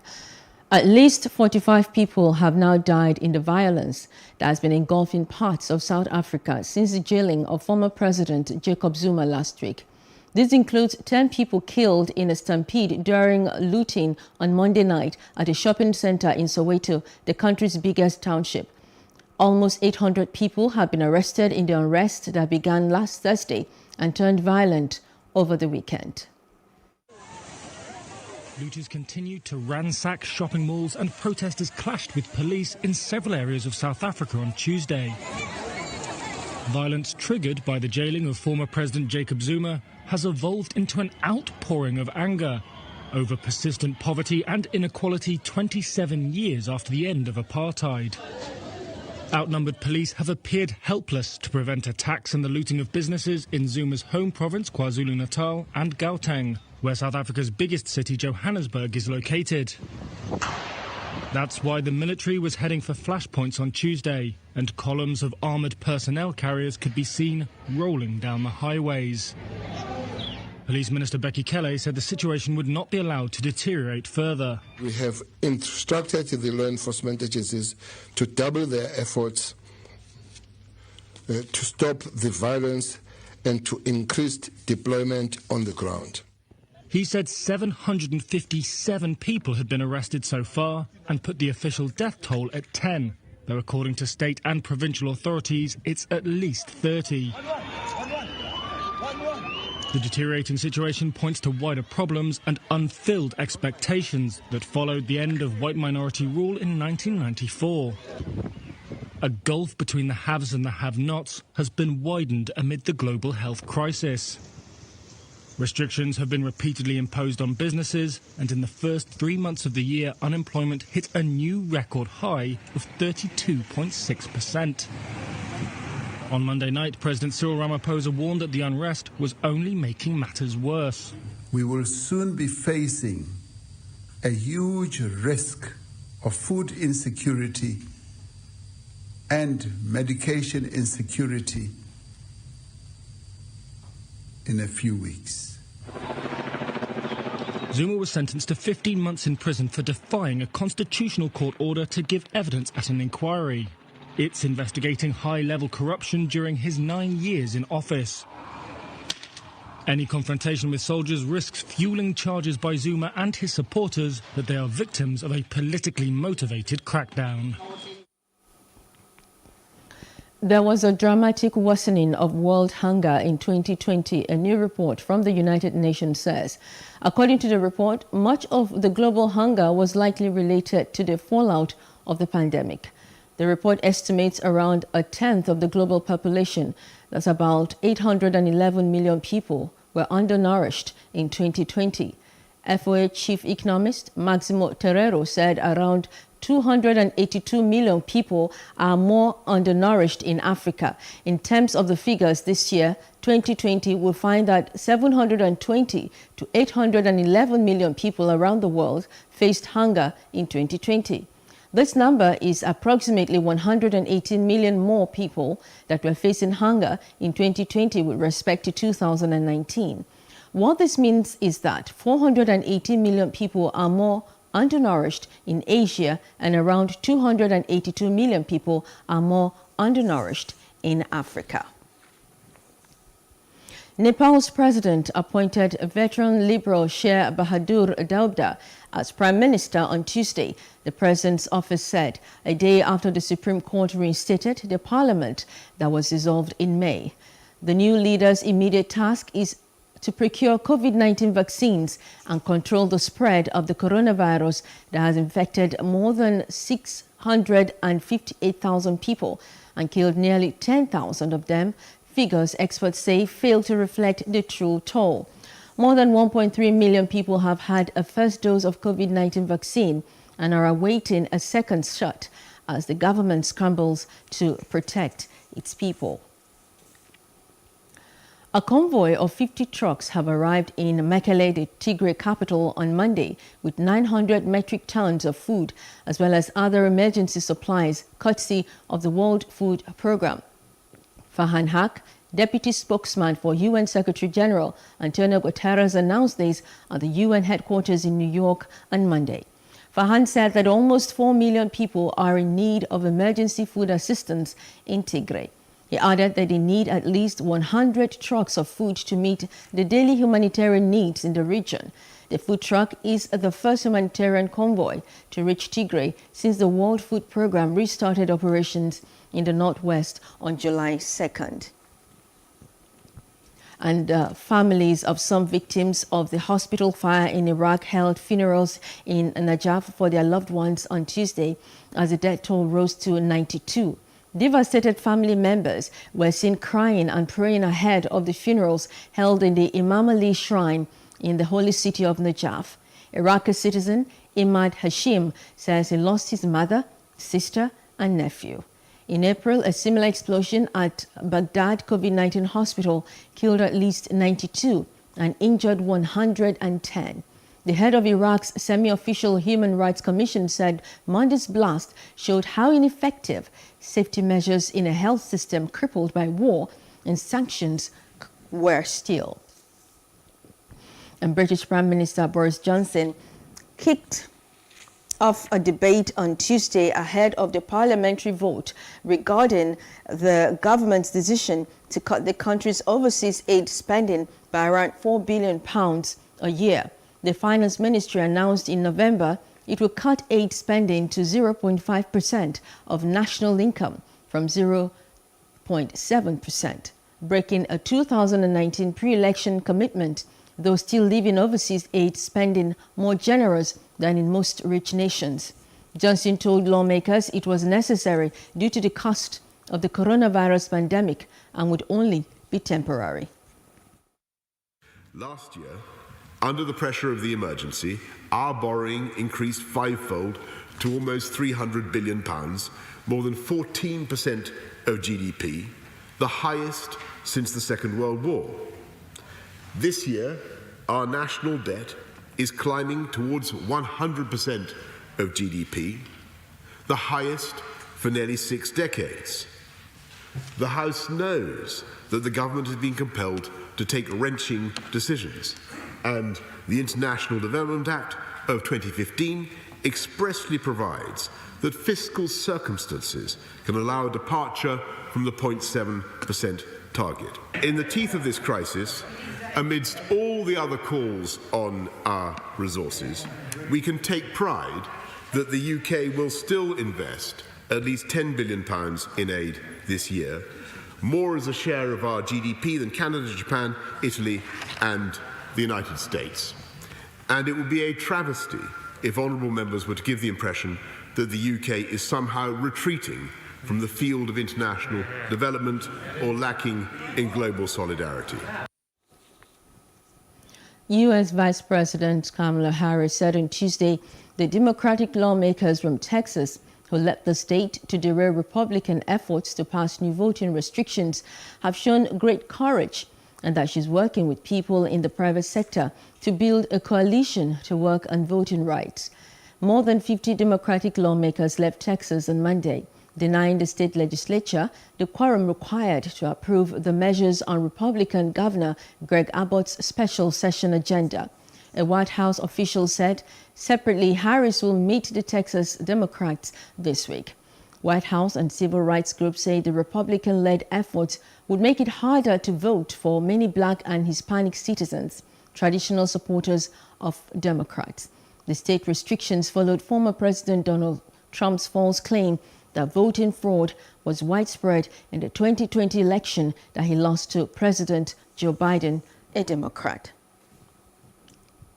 Auto parts suppliers Aptiv plc and Learcorp turned their plants and parking lots into COVID-19 vaccination centers in the Mexican border city of Ciudad Juárez on Monday, ushering in hundreds of workers from companies across the city to get shots. Mexico is ramping up inoculations in the country's north for people aged 18 and older after months of restrictions on border crossings into the United States amid concerns over local infection rates.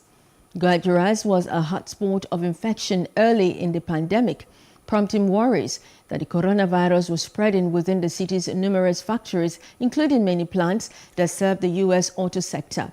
Within the first few months of the pandemic, some 20 workers died from the coronavirus at a single Lear plant.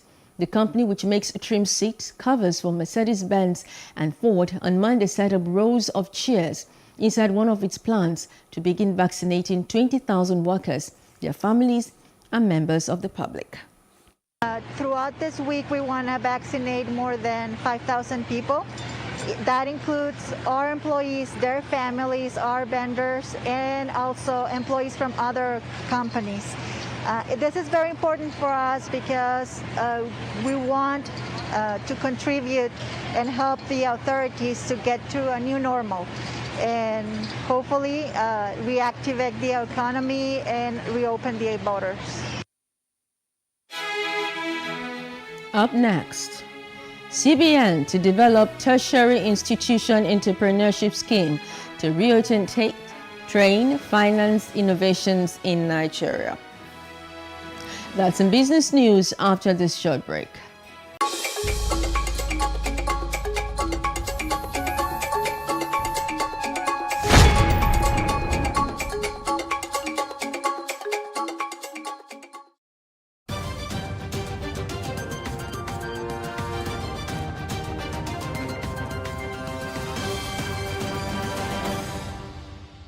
And now it's business. Enugu State government has recorded 7.1 billion naira as internally generated revenue IGR in the first quarter of 2021. A report by the State Ministry of Budget and Planning has stated.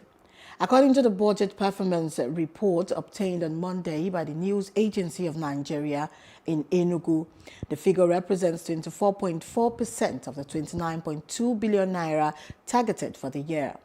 The report states that revenues from the federal account and value-added tax VAT amounted to 13 billion naira, representing 19.7% against 65.7 billion naira projection for the 2021 fiscal year. The revenues show inflows of 20.1 billion naira within the first quarter of 2021 as the figure represents 13% performance of the 2021 budgeted inflows of 154.8 billion naira.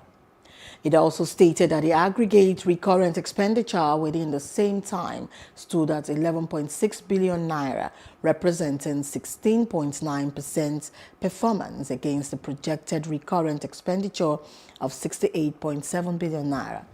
The sum of 9.1 billion naira was actual expenditure for personnel, and this signifies 23.9% performance when compared to an approved budget of 38.1 billion naira. The performances of the various sectors of the economy remained sluggish as 11 sectors contracted in the first quarter of this year, the Lagos Chamber of Commerce and Industry LCCI has said. And making this known, LCCI President Toki Mabogunje, however, said growth was driven by the non-oil sector, which expanded by 0.79% in the quarter under review. Mabogunje, in statement which was made available to the press, attributed a marginal improvement to sustained relaxation of COVID-19 restriction measures following significant moderation. And the LCCI president also revealed that segments of manufacturing with high levels of backward integration had lesser degrees of shocks from foreign exchange crisis in the economy. And LCCI urged governments to make deliberate efforts towards making the business environment more conducive for MSMEs and large corporates at national, subnational, and local government levels by addressing the structural bottlenecks and regulatory. And the Central Bank of Nigeria, CBN, says it is developing a tertiary institutions entrepreneurship scheme ties to reorientate, train, and finance entrepreneurship ideas by Nigerian graduates. The CBN Governor, Dr. Godwin Emefiele, stated this in a goodwill message to the 35th Conference of Vice Chancellors of Nigerian Universities holding at the Kano State University of Science and Technology, KUST, Wudil, represented by Dr. Adebowale Olabinton Idowu, CBN Deputy Director, Development Finance. Emefiele said there was need to reorientate youth from waiting for white-collar jobs to entrepreneurship. He said that the scheme was designed to support the development of entrepreneurial mindsets and culture through the introduction of a platform that provides seamless access to affordable finance by graduates. The situation has contributed significantly to the rise in youth unemployment across the country. And the Debt Management Office DMO on behalf of the federal government is offering 150 billion naira bond for subscription for this month. The offer announced by the DMO via an offer circular yesterday is in 3 tranches of 50 billion naira each. The first is a 10-year reopening bonds to be offered at the rate of 13.98% with a maturity date of February 2028. The second tranche of 50 billion naira with 12.40% raise has matched 2036, 20 years as maturity, while the third tranche of 50 billion naira with 12.98% 30-year reopening has matched 2050 maturity. According to the circular, auction date will be July 19, 2021, with a settlement date as July 23, 2021. Transaction will be at 1,000 naira per unit, subject to a minimum subscription of 50,000 and 50 million and in multiples of 1,000 thereafter. And for reopening of previously issued bonds where the coupon is already set, successful bidders will pay a price corresponding to the yield to maturity bid that clears the volume being auctioned plus any accrued interest on the instrument, the DMO says. And the Securities and Exchange Commission has proposed a 10 million naira registration fee for issuing houses, underwriters and fund managers from the current fee of 500,000 naira. The Commission stated this in a document titled Exposure of Proposed New Rule and Sundry Amendments to the Rules and Regulations of the Commission, posted on its website on Monday. The new amendments show that a broker will be required to pay 3 million naira as registration fee against 300,000 naira currently applicable. Reports have it that a broker-dealer is expected to pay 100,000 naira each as processing fees and registration of sponsored individuals in the new rule. The fee for sub-brokers digital was increased to 1 million naira from 200,000 naira. Sub-brokers corporate to 1 million naira from 200,000 naira and interdealer brokers to 5 million naira from the current 500,000 naira. It added that failure to comply with the guideline, the fund manager shall be liable to a penalty of 100,000 naira and a further sum of 5,000 naira for every day of default. The Nigerian Ports Authority (NPA) said 23 ships at the Lagos ports were discharging bulk wheat, general cargo, frozen fish, container, bulk fertilizer, bulk sugar, bulk soya, and bulk salt. Others listed include base oil, petrol, and butane gas. The NPA said it was expecting 10 others laden with petroleum products, food items, and other goods from July 12th to July 25th. The NPA made these known in its publication, Shipping Position, a copy of which was made available to the News Agency of Nigeria in Lagos on Monday. According to the publication, the ships are expected to arrive at the Lagos Port Complex, indicating that the ships contain general cargo, base oil, bulk wheat, bulk sugar, butane gas, and bulk fertilizer. That's the business news. I am Destiny Momo.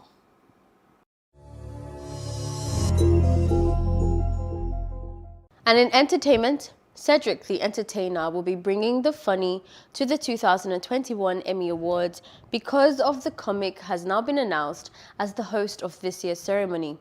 After the entire entertainment landscape paused due to the pandemic, the Emmys will return to the Microsoft Theatre in LA on September 19th. Much like recent ceremonies, the show will also feature a limited in-person audience of nominees and their guests after last year's virtual affair. Speaking on the gig, Cedric made his statements and said since he was a little boy huddled up next to his grandfather, television had always been a reliable friend.